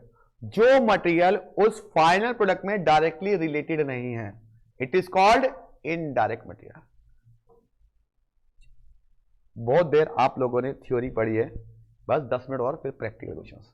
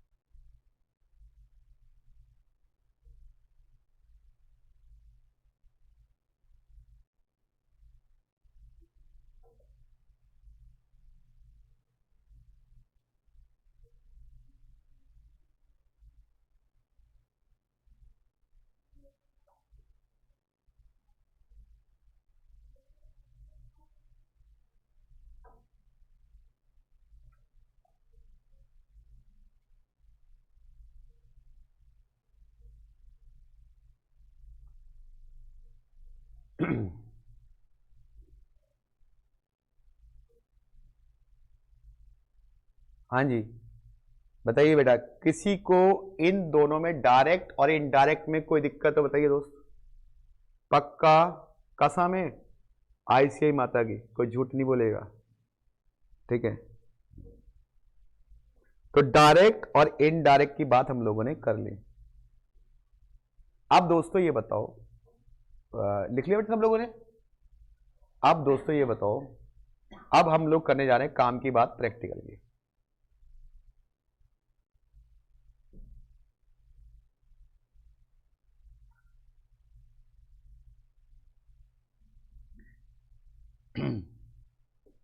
अब मान लीजिए company के आप मालिक हो, पक्का मालिक बन जाओ। अब सोचो मालिक बन गए, आपको कंपनी का प्रोडक्ट बनाना है, ठीक है, और उसकी कॉस्ट को मिनिमाइज करना है। तो कॉस्ट को मिनिमाइज करना कहां से स्टार्ट करोगे? सर सबसे पहले कॉस्ट को मिनिमाइज करने का मतलब है कि उसको बनाने वाला जो रॉ मटेरियल है, अगर वो सबसे कम में मुझे मिल जाए, तो मेन तो वहीं से होता है कि रॉ मटेरियल सस्ता मिलेगा तो प्रोडक्ट भी सस्ता होगा, महंगा मिलेगा तो प्रोडक्ट भी महंगा हो जाएगा। अब उसके बाद जो मटेरियल में ला रहा हूं वो सस्ता भी मिले और मेरा मटेरियल वेस्ट भी ना हो, क्योंकि अगर वेस्ट हो गया तो मेरा नुकसान हो जाएगा, नुकसान होगा तो मेरी कॉस्ट इंक्रीज हो जाएगी। तो मैं क्या सोचता हूं कि मैं मटेरियल सबसे कम कॉस्ट में परचेज करूं मार्केट से। और यही तो आपका काम होगा। अगर मान लो आप अपने यहां बेंचेस भी बनवा रहे हो तो लकड़ी कहां सस्ती मिलती है यार, बता यार, कौन कम पैसे लेगा, ये तो बता जाते हो। फिर कॉस्ट को क्या करते हो, मिनिमाइज करते हो ना, प्रॉफिट को। और आप तो अंबानी से बड़े अमीर बनने वाले हो, तो क्या करोगे, अपनी कॉस्ट को मिनिमाइज, प्रॉफिट को मैक्सिमाइज। तो मेरा जो पहला कॉन्सेप्ट इसके अंदर शुरू होता है कि भाई मैं मटेरियल सबसे पहले सस्ता खरीदूं, तभी तो मैं आगे प्रोसेस शुरू करूंगा, तो मेरा और मटेरियल वेस्ट भी ना हो। तो इस पूरे चैप्टर में हमें सीखना है कि पहला स्टेप कि मटेरियल कहां से खरीदें और उस मटेरियल को खरीदने की कॉस्ट क्या आएगी, देश से खरीदें या विदेश से खरीदें, देश से खरीदें या, आपके सिलेबस में केवल देश वाले क्वेश्चन है, विदेश वाले क्वेश्चन नहीं है, मतलब डोमेस्टिक वाले हैं, फॉरेन वाले क्वेश्चन नहीं है, क्योंकि फॉरेन की बात ही नहीं करी इन्होंने डोमेस्टिक की बात की है। तो पहला जो कॉन्सेप्ट है वह है वैल्यूएशन ऑफ मटेरियल परचेज, कि जो मटेरियल हम परचेज करके ला रहे हैं उसकी कॉस्ट क्या है। तो कॉन्सेप्ट नंबर 1 पढ़ने जा रहे हैं प्रैक्टिकल का। कॉन्सेप्ट नंबर 1 क्या नाम है कॉन्सेप्ट का, लिखिए valuation of material purchase.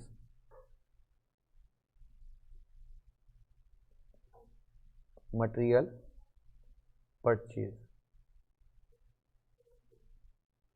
Valuation of material purchase, कि हम मटेरियल परचेज जो करने जा रहे हैं उसकी कॉस्ट क्या आएगी, उसकी कॉस्ट क्या आएगी, जो मटेरियल हम परचेज करने जा रहे हैं।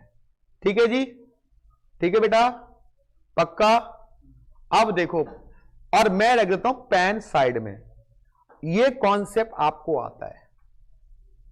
क्या आपने लाइफ में कभी मटेरियल नहीं परचेज किया, नहीं परचेज किया होगा? अरे किसी ने कार, ये टेबल कुर्सी के लिए लकड़ी नहीं खरीदी किसी ने, या कुछ सामान नहीं खरीदा किसी ने?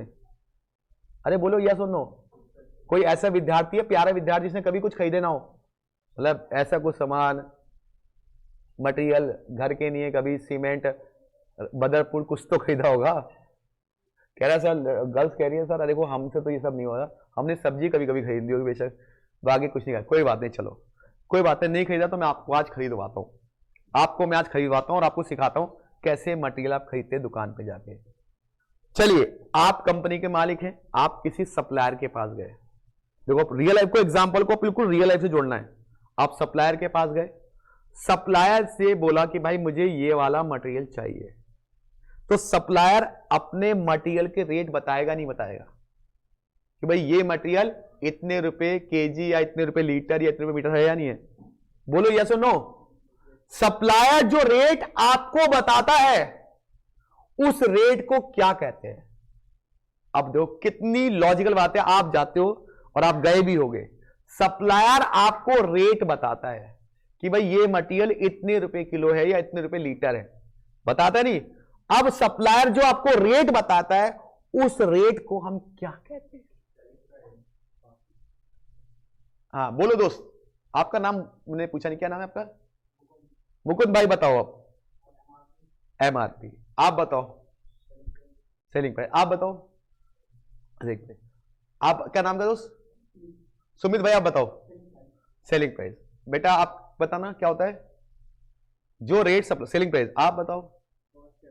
कॉस्ट कह सकते हैं, सप्लायर जो बताया वो कॉस्ट कहते हैं। ओके आप होलसेल प्राइस। आपका नाम क्या है? रितेश भाई बताओ कॉस्ट। आप बताओ बेटा सेलिंग प्राइस। आप बेटा आप सूर्यवंशी बेटा कुछ भी बोलते क्या दिक्कत है? गलत भी बोले क्या दिक्कत? सही गलत बोले, मैं भी गलत बोले क्या दिक्कत, फर्क पड़ता है? अच्छा सेलिंग प्राइस नहीं हो सकता, ये कैसे कह रही बातें? आप बताओ आप लोग मिसिंग कर रहे हो, उसे कहते हैं लिस्ट प्राइस। वो वर्ड यूज करते हैं कॉस्टिंग में, लिस्ट प्राइस। ये मेरी रेट लिस्ट है, इस पे जाके चेक कर लो। आप सबने सुना है कि रेट लिस्ट होती है उनकी, एक कैटलॉग देते हैं, वहां रेट लिस्ट लिखा होता है कि ये लकड़ी का रेट इतना, ये इसका रेट लिस्ट। सेलिंग प्राइस नहीं होता, सही मतलब वो बेचने वाला प्राइस हो गया। रेट लिस्ट होता है, तो क्या कहते हैं? List price. तो सप्लायर कहेगा भाई साहब सबसे पहले जो आप क्वांटिटी खरीद रहे हो उसका लिस्ट प्राइस ये है। क्या लिखोगे सबसे पहले? List price. यहां पे रुपीज लिख दोगे, जो भी लिस्ट प्राइस वो बता देगा। क्या सप्लायर जो बताता है आप उसमें परचेज कर लेते हो क्वांटिटी? अरे हिंदुस्तानी है, क्या करते हैं? बार्गेनिंग करते हैं ना। अरे भैया कुछ डिस्काउंट नहीं दोगे? देखो तुम्हारे पड़ोस में रहते हैं, तुम्हारे रेगुलर कस्टमर, ऐसे नहीं बोलते हम लोग। और सप्लायर भी आपको कुछ डिस्काउंट देता है। डिस्काउंट दो तरीके का होता है। अब जो काम की बात आ रही है, डिस्काउंट दो तरीके का होता है। एक होता है ट्रेड डिस्काउंट, एक होता है कैश डिस्काउंट। भाई उसने बताया ये वाला प्राइस, RKG ने बताया इतनी फीस, इतना डिस्काउंट भी तो है। जो RKG या कोई सप्लायर जो आपको डिस्काउंट देता है, उस डिस्काउंट का नाम बताओ सर। उसका नाम होता है ट्रेड डिस्काउंट। क्या होता है? Trade discount. नहीं सुना कभी अकाउंट में? ये सुना नहीं होगा। बिजनेस करते हो यार, डील करते हो, रेगुलर करते हो, और अकाउंट के तो महारथी हो। क्या आपने डील सुना था कि वो कहता है ट्रेड, वो ट्रेड डिस्काउंट यहां से माइनस कर दो, जो भी उसने छूट दी। अब आप बोलोगे सर हमें बहुत सी जगह कैश डिस्काउंट भी तो मिलता है, वो भी तो माइनस होना चाहिए।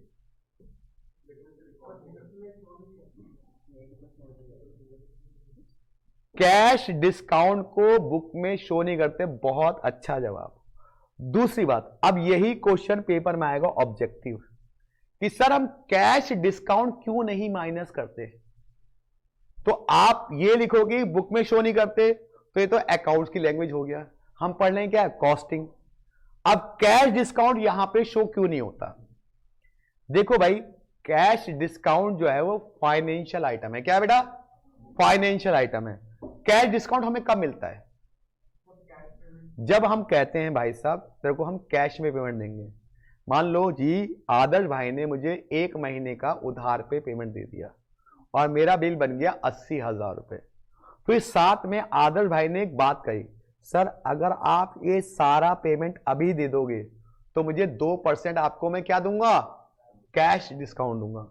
कब देगा? जब मैं उसको सारा पेमेंट अभी दे दूंगा, तभी तो देगा कैश डिस्काउंट। और मैं सारा पेमेंट उसको अभी नहीं दूंगा तो क्या करेगा वो? कैश डिस्काउंट नहीं देगा। अब चलो मान लो एक एग्जांपल होता है, 80,000 रुपए का बिल आया था, इन्होंने मुझे 2% का लालच दे दिया कि 2% एक्स्ट्रा डिस्काउंट दूंगा, कैश डिस्काउंट, अगर आप मुझे अभी सारा पेमेंट दे दोगे। मैंने कहा भाई तूने मुझे कितने का टाइम दिया है? 1 महीने का क्रेडिट दिया है।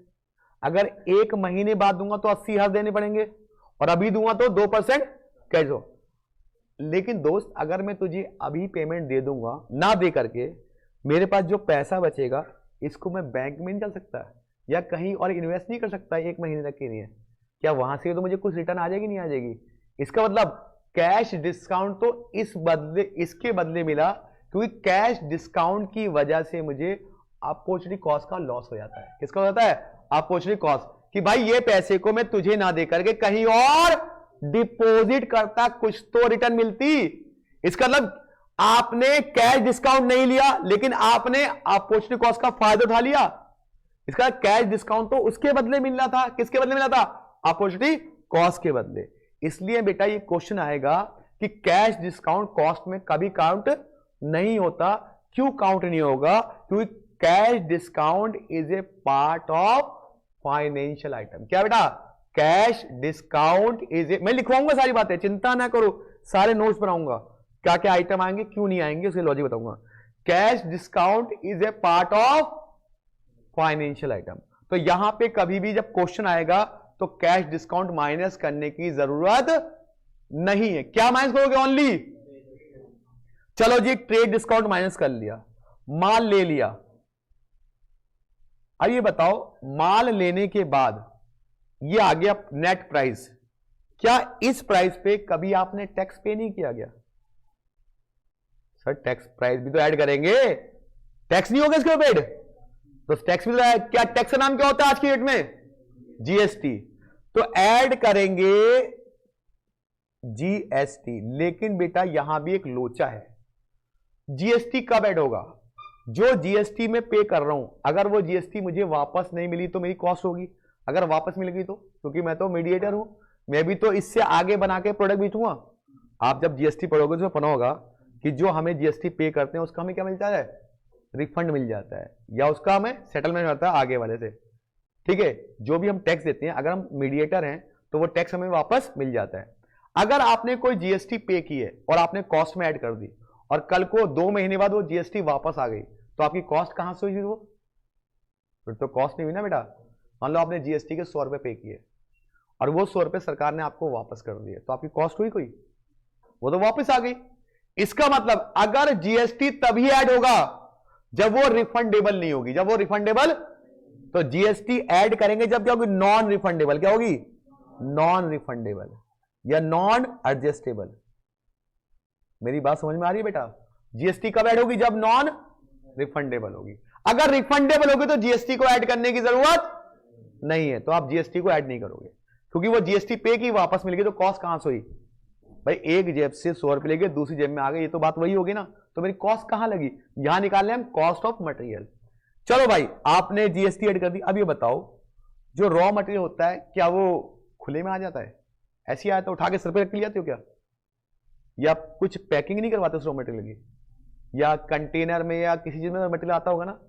आप कभी मॉल में शॉपिंग करने गए हो तो वहां क्या होता है, जब आपको कैरी बैग चाहिए क्या कहते हैं भाई साहब?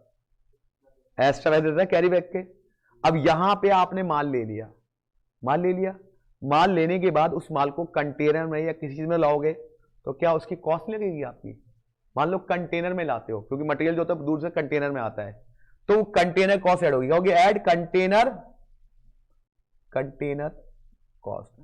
लेकिन दोस्तों एक बात बताओ, दुकानदार अगर इस इतने प्यारे नेचर का है, कहता है आप ऐसा करो इस कंटेनर में माल ले जाओ। क्या ले जाओ? माल ले जाओ, और बाद में मुझे कंटेनर वापस कर देना। तो बताओ कंटेनर की कॉस्ट ऐड होगी या नहीं होगी? इसका मतलब अगर कंटेनर रिटर्नेबल है तो ऐड, रिटर्नेबल है तो ऐड नहीं हो गया। तो कंटेनर कब ऐड होंगे? Non returnable. मेरी बात समझ में आ रही है बेटा? कंटेनर कब ऐड होंगे? जब नॉन रिटर्नेबल होंगे। चलो कंटेनर की कॉस्ट भी आ गई। अब और बताओ, आप क्या बाहुबली हो? सर पे सारा सामान उठा लोगे? बताओ बताओ, उठा लोगे? अरे सर कैसी बातें कर रहे हो? सामान उठाने के लिए मुझे लेबर लेनी पड़ेगी वहां से, लोडिंग चार्जेस और अनलोडिंग चार्जेस। भाई माल उतारूंगा भी और माल चढ़ाऊंगा ही, तो वर्कर पैसे लेगा नहीं का। तो ऐड क्या करना पड़ेगा इसके अंदर? Loading and unloading charges.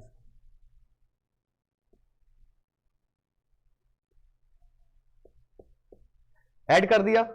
अब भाई साहब आप लोगों ने कंसाइनमेंट भी पढ़ा होगा, क्या लगेगी इसके अंदर? ट्रांसपोर्ट कॉस्ट लगेगी। भाई क्या फ्री में आता है? Add transport cost. चलो जी अब ये बताओ और क्या ऐड हो सकता है इसके अंदर? खर्चा,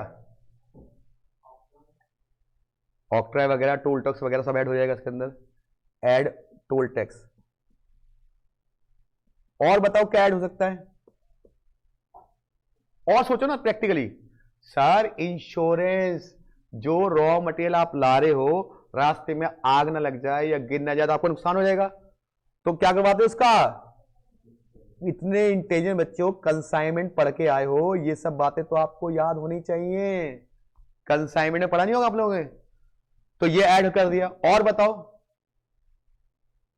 सर इसके अलावा कोई और भी खर्चा वो सब इसमें क्या हो जाएगा, ऐड हो जाएगा, और ऐड होने का आ जाएगी मटेरियल की कॉस्ट आ जाएगी। तो ये है जी पहला कॉन्सेप्ट। तो है ना रियल लाइफ की बात, कि आप सप्लायर के पास गए, सप्लायर को आपने लिस्ट प्राइस बताया, उसने आपको कुछ डिस्काउंट दिया, डिस्काउंट घटा के वो प्राइस आ गया, उस प्राइस में क्या ऐड करोगे, जीएसटी। लेकिन जीएसटी कब ऐड करोगे बेटा, जब जो नॉन रिफंडेबल होगा। जीएसटी ऐड करने के बाद उसको कंटेनर में पैक करने कॉस्ट, ठीक है, वो भी तब जब रिफंडेबल नहीं होंगे, रिटर्नेबल नहीं होंगे। अगर मान लो रिटर्न हो गए तो कॉस्ट ऐड करने की जरूरत। लेकिन ऐसा भी हो सकता है कि उसने ना सिक्योरिटी के रूप में 100 रुपए रखे कंटेनर के, लेकिन जब आप वापस करने का उसने 80 रुपए काट लिए, मतलब 80 रुपए आपको वापस किए, 20 रुपए काट लिए, तो कितनी कॉस्ट होगी कंटेनर की, 20 रुपए, ठीक है। उसके बाद लोडिंग और अनलोडिंग चार्जेस, उसके बाद क्या होगा, ट्रांसपोर्ट कॉस्ट, उसके बाद क्या होगा, टोल टैक्स, उसके बाद क्या होगा, इंश्योरेंस चार्जेस, सबको ऐड करके क्या आ गया, मटेरियल की कॉस्ट। तो चलिए फटाफट इस पर प्रैक्टिकल क्वेश्चन करेंगे, इसको उतार लीजिए। क्या आपको समझ में आया बेटा, जनरल नॉलेज का क्वेश्चन है, कुछ भी अलग बात नहीं है इसके अंदर। आपको रट्टा नहीं मानना है, प्रैक्टिकली चीजें सीखनी है आपको। अगर आप रट्टा मारोगे तो भाई साहब कभी कॉस्टिंग सीख पाओगे, प्रैक्टिकल सीखना है आपको।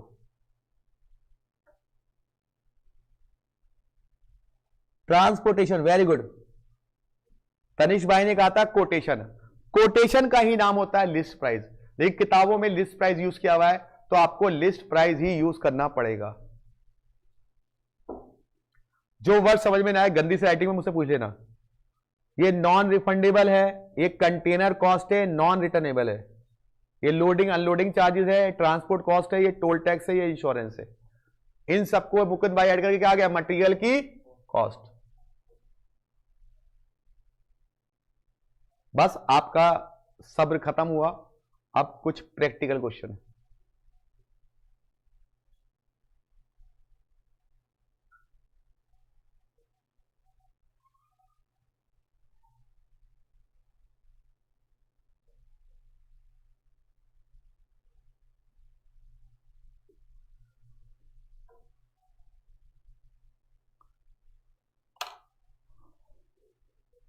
किसी बच्चे को किसी भी कॉन्सेप्ट में कोई भी दिक्कत है दोबारा पूछ सकते हो मुझसे कि सर ये ऐड क्यों किया, ये ऐड क्यों नहीं किया, पूछ सकते हो मुझसे।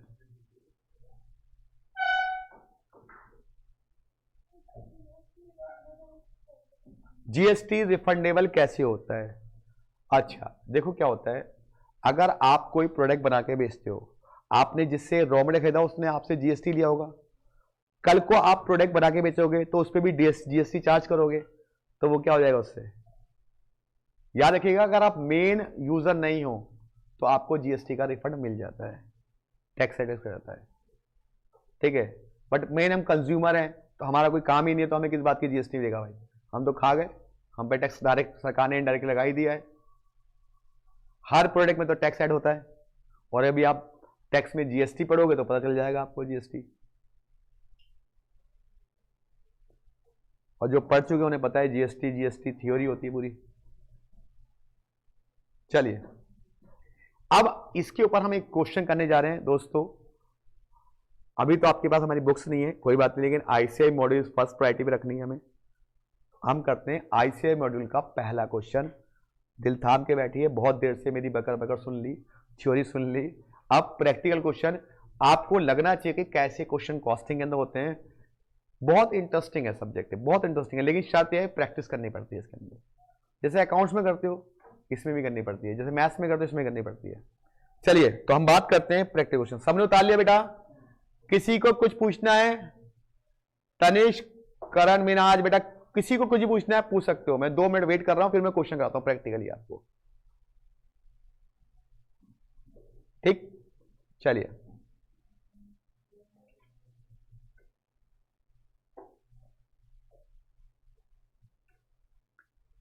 चलिए जी, अब हम प्रैक्टिकल क्वेश्चन करने जा रहे हैं।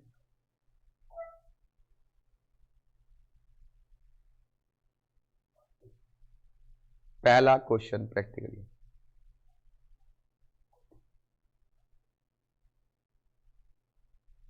इलस्ट्रेशन नंबर 1 आईसीआई मॉड्यूल का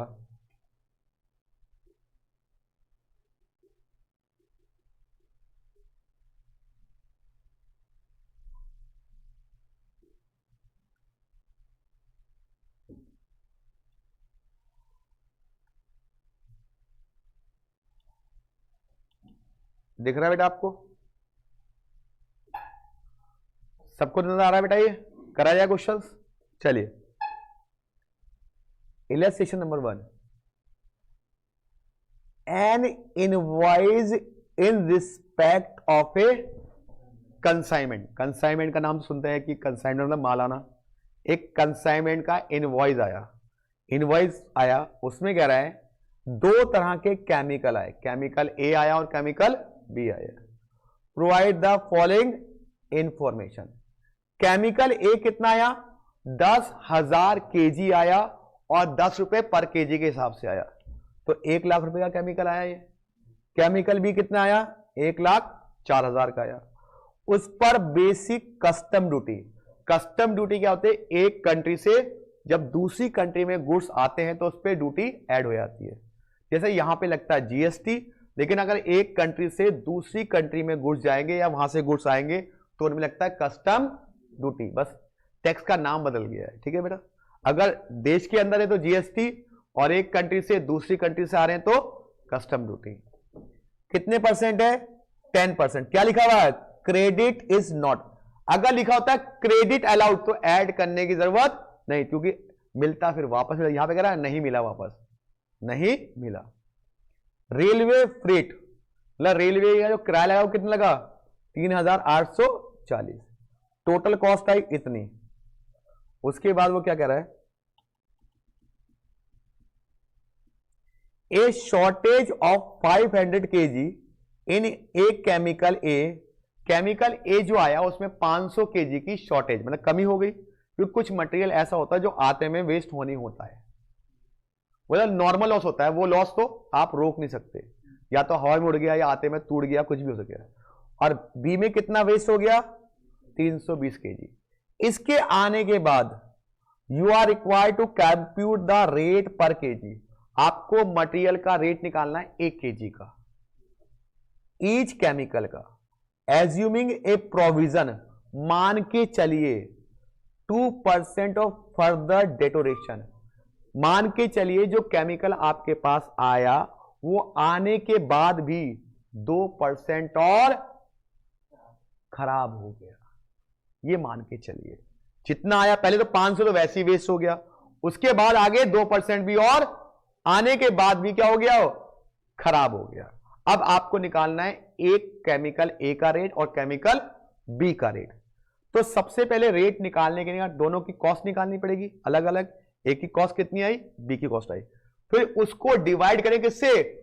कितना केजी मटेरियल रह गया, तो 1 केजी के मटेरियल का रेट कैलकुलेट हो जाएगा। तो सबने क्वेश्चन देख लिया बेटा? मैं करूं फटाफट से इसको?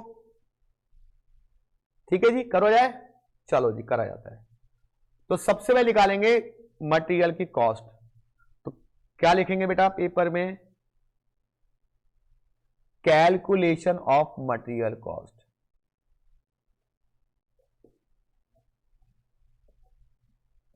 ऑफ केमिकल है ना इसमें, मटेरियल गया, केमिकल कॉस्ट। केमिकल कॉस्ट निकालनी, ठीक है बेटा? आपके पास कौन सा केमिकल है?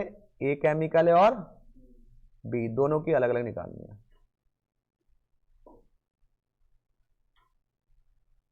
और यहां पे आएगा पर्टिकुलर। ठीक है जी, पर्टिकुलर आएगा। अब ये देखिए केमिकल ए, केमिकल ए का जो पहले प्राइस है कितना है?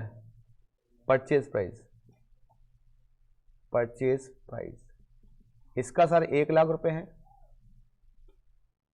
इसका कितना है? 1,04,000 रुपए। ठीक है। सबसे पहले दोनों का परचेज प्राइस। अब इसमें ऐड करेंगे कस्टम ड्यूटी। कस्टम ड्यूटी देखो, कस्टम ड्यूटी में कह रहा है वो 10% है। कितने परसेंट है? तो 10%। ये 10% निकलती है प्राइस का। तो 1,00,000 का 10% कितना हो गया बेटा? तो यहां पे आ गया ये 10,000 और यहां पे आ गया 10,000। क्या आपको कोई दिक्कत यहां तक बेटा? पक्का? सच्ची मुच्ची? चलिए, अब इसमें ऐड होगा क्या? Railway freight. तो रेलवे के बारे में क्या कह रखा है इन लोगों ने? देखो, रेलवे फ्रेट कितना है? 3,840। 3,840 आपका रेलवे फ्रेट है। अब ये बताओ, रेलवे का किराया किस बेस पे लगता है? जनरल नॉलेज का क्वेश्चन है सर। जितनी क्वांटिटी आपने मंगाई उसी बेस पे तो लगेगा भाई। हमेशा रेलवे का किराया, ट्रांसपोर्ट किराया क्वांटिटी के हिसाब लगता है, और पैसेंजर हो तो पैसेंजर के हिसाब लगता है। तो यहां पे क्वांटिटी कितनी कितनी है सर? 10,000 और 8,000। तो हम रेलवे फ्रेट को 10,000 और 8,000 के रेशियो में क्या कर देंगे? डिवाइड कर देंगे। तो अगर एक का किराए की बात की जाए तो कितना किराया? 3,840 डिवाइड बाय इनका टोटल कितना है? 18,000 इंटू 10,000। तो ए का फ्रेट कितना आ गया बताओ?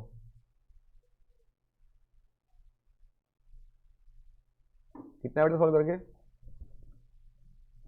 ये वर्किंग नोट में नीचे लिखना क्वेश्चन के, फिर बी का निकालेंगे। 3,840 डिवाइड बाय 18,000 इंटू 8,000। बताइए ए कितना है? कैपिटल है आप लोगों के पास? बताइए। 2133.33। इसका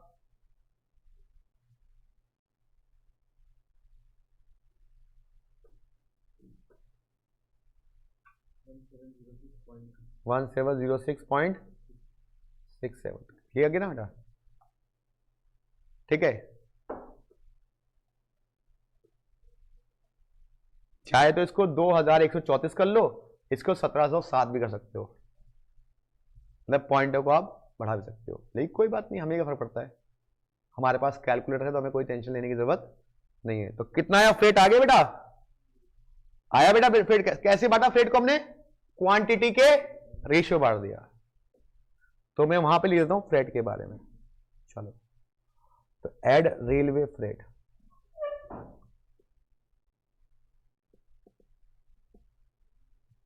कितना कितना फ्रेट आया था? 2133.33।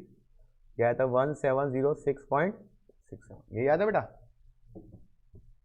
अब और भी खर्चा है? नहीं सर, इसको ऐड कर लो, ये टोटल कॉस्ट आ जाएगी आपकी।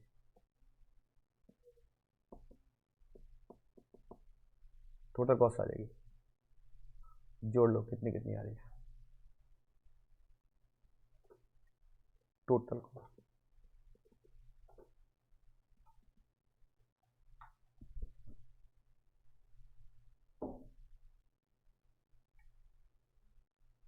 कितनी आई बेटा? ये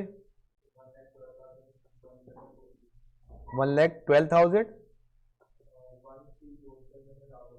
133.33 ये आ रही ना? और ये कितनी आ रही है? 406। यही आ रही है? 0.67। ये आ रही है? कुछ और आ रही है? ये यहां पे गड़बड़ है। 116.6। ये आ गया बेटा? आप राउंड ऑफ ही कर सकते हो, लेकिन कोई बात नहीं। क्या आपको ये टोटल कॉस्ट निकालने में कोई दिक्कत बेटा? भाई देखो, जो कॉस्ट है वो दी थी, उसमें हमने क्या ऐड किया? कस्टम ड्यूटी ऐड की, और ऐड क्या किया? रेलवे का फ्रेट। अब हमारे पास आता है बेटा, अब इसकी निकालेंगे quantity. Calculation of chemical quantity. Calculation of chemical quantity. Chemical quantity, ठीक है? केमिकल क्वांटिटी, ठीक है? आपके पास दो केमिकल है ना, ए और बी।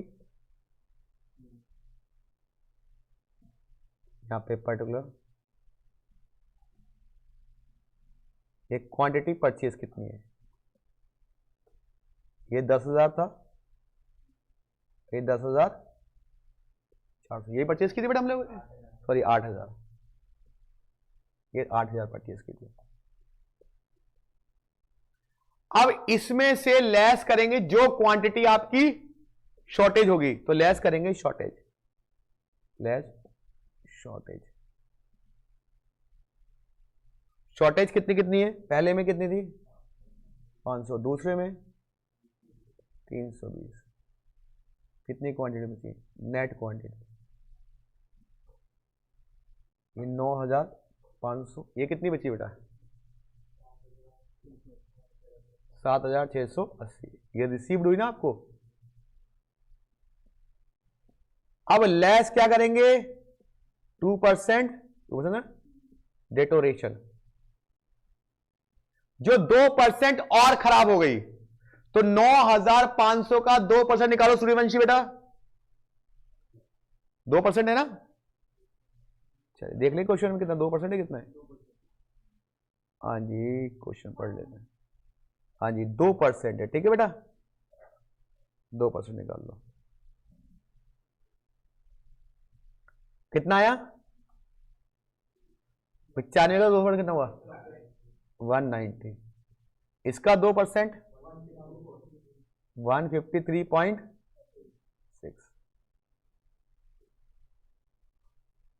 एक्चुअल क्वांटिटी कितनी है आपके, एक्चुअल क्वांटिटी कितनी पड़ी आपकी 9,310, और यहां पे 526. क्या इन दोनों में अमाउंट और क्वांटिटी में कोई दिक्कत बेटा किसी को, पक्का। अब निकालेंगे रेट पर केजी, ए का भी निकालेंगे और बी का, केमिकल का rate, chemical rate, chemical rate पहले निकालेंगे ए का। ए की कॉस्ट कितनी आई थी बताइए जरा एक बार, 1,12,000, 133.33 कर लेते हैं, डिवाइड बाय क्वांटिटी कितनी है 9,310, डिवाइड करो रेट का,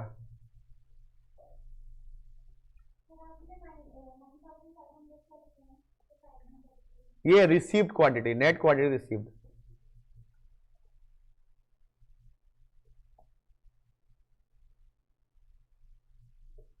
ये कितना है डिवाइड करके बेटा 0.4 आ गया। फिर केमिकल बी का निकालो, केमिकल बी के कितना आया था अमाउंट 1,17,000, केमिकल बी कितना था 116 था,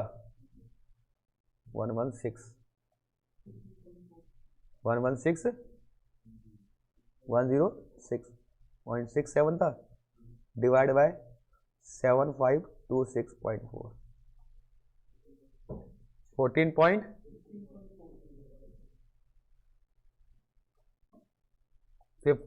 ना 0.42, ये आपका एक केजी का रेट आ गया।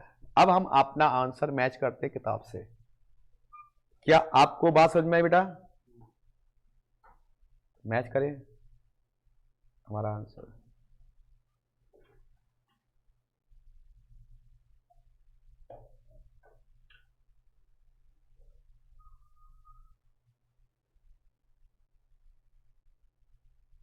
पहले कॉस्ट मैच करते हैं हम लोग, ये आया था हमारा क्वांटिटी अवेलेबल,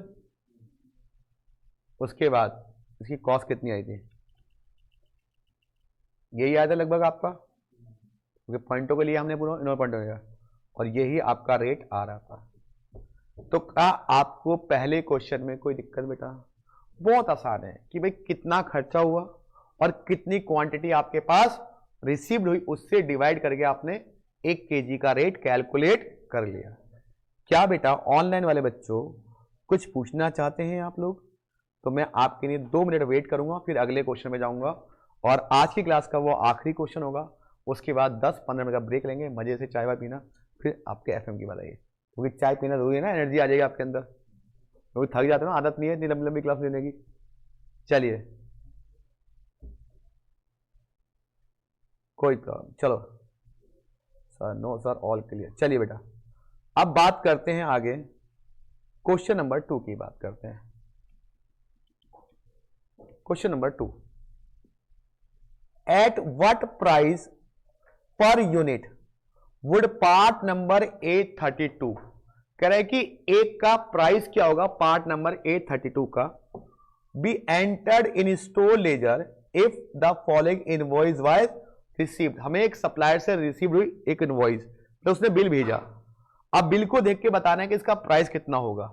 उसने बिल में क्या क्या लिखा, देखें, उसने बिल में कुछ लिखा, कह रहे कि 200 पार्ट नंबर कितने का आया, 5 रुपए का, 1000 का आ गया।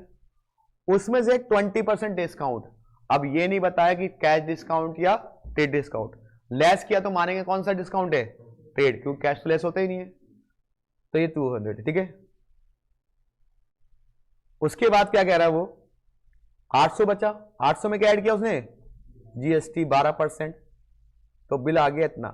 फिर इसने पैकिंग चार्ज ऐड कर दिए, जो क्या है नॉन, तो ये तो ऐड हो गई होगा, 50 रुपए, ये आ गया, ठीक है। अब क्वेश्चन में क्या दिया हुआ है,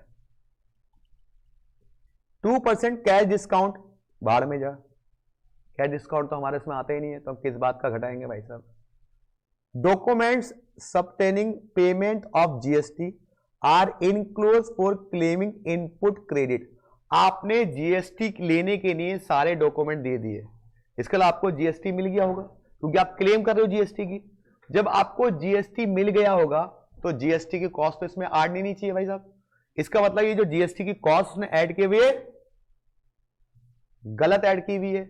इसके लिए आपका प्राइस क्या होना चाहिए था, 800 प्लस कितना, कंटेनर कितना है, 850 होना चाहिए था। बोलो यस और नो। भाई जीएसटी तो मिलेगी नहीं ना उसे, क्योंकि उसने क्लेम कर ली, तो क्लेम कर ली तो जीएसटी तो मिलेगी नहीं, तो कॉस्ट का पार्ट हुई नहीं, तो भाई 850 हुई। अब 850 को डिवाइड करो, कितने यूनिट लाए थे आप लोग, 200 से डिवाइड करना, रेट क्या आएगा इसका, है बेटा 4.25। चेक करते हैं क्या आंसर आ रहा है। ये देखिए, यही तो आ रहा है कि भाई आपने जीएसटी क्यों नहीं ली, क्योंकि जीएसटी का क्लेम आपको वापस मिल गया। जब जीएसटी आपको वापस मिल गया तो आपकी कॉस्ट तो कुछ खर्च हुई नहीं, तो जीएसटी इसमें ऐड नहीं होगा। तो फटाफट से ही उतार लीजिए सेकंड वाला क्वेश्चन, जो इसमें मेन पॉइंट था कि जीएसटी क्यों नहीं ऐड हो, क्यों नहीं लिया, क्योंकि जीएसटी का क्लेम हमें मिल चुका था। और कैश डिस्काउंट क्या है बेटा, फाइनेंशियल आइटम है, इसलिए वो इसमें लेस नहीं होगा। तो बस ये आपका सॉल्यूशन था छोटा सा, और आपका आज का पहला कॉन्सेप्ट, मतलब इस चैप्टर का पहला कॉन्सेप्ट खत्म हो गया। अगर कोई बच्चा अगली क्लास में आएगा तो उसे कोई दिक्कत नहीं है, क्योंकि नया कॉन्सेप्ट है, पीछे वाले से कोई लिंक नहीं है। कॉस्टिंग के अंदर ये अच्छी बात है कि ज्यादा लिंकअप नहीं है चीजें। अगर गलती से कोई छुट्टी मान लो तो हाँ, कोई कोई कॉन्सेप्ट लिंकअप है, मैं ये नहीं कह रहा कि आप छुट्टी मार के बैठ जाओ कि सर आपने तो बोला था कि आज मैं छुट्टी मार ली तो मुझे अगली क्लास में कोई दिक्कत नहीं होगी, क्योंकि महान तो बालक हैं, बाहर निकलती कहूँगा बहुत पक्का सर ने बोला आप तो छुट्टी मार लें, कोई दिक्कत कोई ना है, जिस दिन मन करेगा। कॉन्सेप्ट से लिंक नहीं हो, ऐसा नहीं है। लेकिन हाँ, इस टॉपिक से अगला टॉपिक लिंक नहीं है, लेकिन हाँ थ्योरी के क्वेश्चन लिंक है, वो पढ़ाए जाएंगे इस टॉपिक से।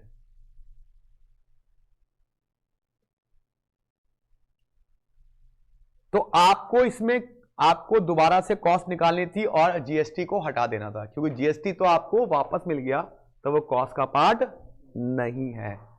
हाँ बेटा, किसी को कुछ पूछना है आराम से पूछ लो, आराम से रिलैक्स होकर के, और 5 मिनट रिवाइज कर लेते हैं हमने क्या क्या पढ़ा आज। हम लोगों ने आज ये पढ़ा कि सबसे पहले कॉस्ट क्या होती है। तो कॉस्ट का मतलब है कोई भी प्रोडक्ट आप बनाइए, उस प्रोडक्ट को बनाने में जो भी आपसे खर्चा होगा, या कोई सर्विस आप लीजिए, उस सर्विस को लेने में जो भी आपका खर्चा होगा वो कहलाएगी प्रोडक्ट की कॉस्ट या सर्विस की कॉस्ट। उसके बाद हम लोगों ने सीखा कॉस्टिंग क्या होता है।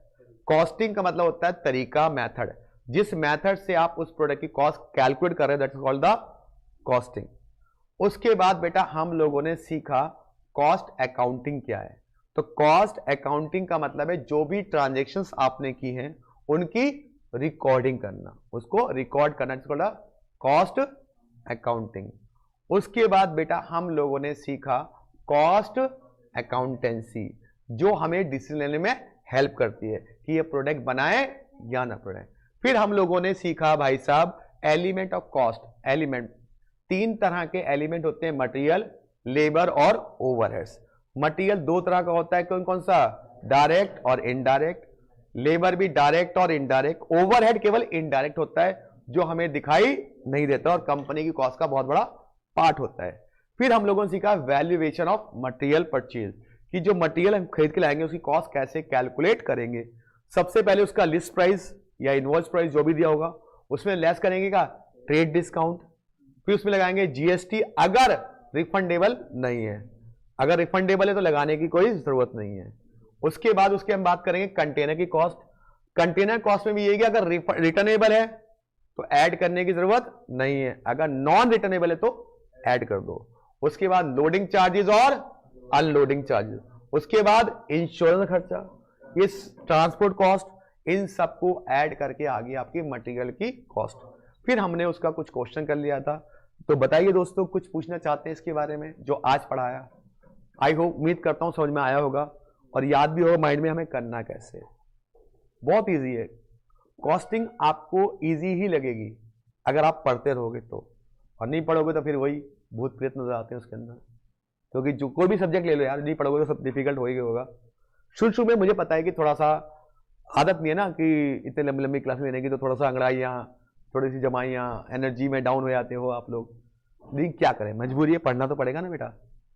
ठीक है, तो चलिए मिलते हैं 1:10 पे क्लास दोबारा स्टार्ट करेंगे एफएम की।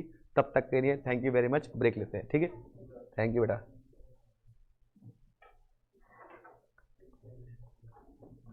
इलस्ट्रेशन में 1 का आंसर बेटा मैंने जो बताया था वो यही तो था। क्या था? 4 ये रहा 12.04, 12.43, 15.43, ये है बेटा आंसर।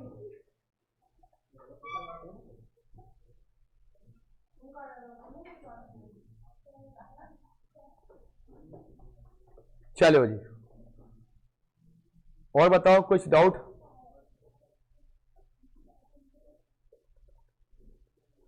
सर इलस्ट्रेशन 1 में जो क्रेडिट नॉट अलाउड, बेटा क्रेडिट और नॉट अलाउड का मतलब है जो आपने जीएसटी या कस्टम ड्यूटी दी है उसका आपको रिफंड नहीं मिलेगा। और जब आपको रिफंड नहीं मिलेगा तो आपकी कॉस्ट का पार्ट हो गया, अगर रिफंड मिलता कॉस्ट का पार्ट नहीं होता।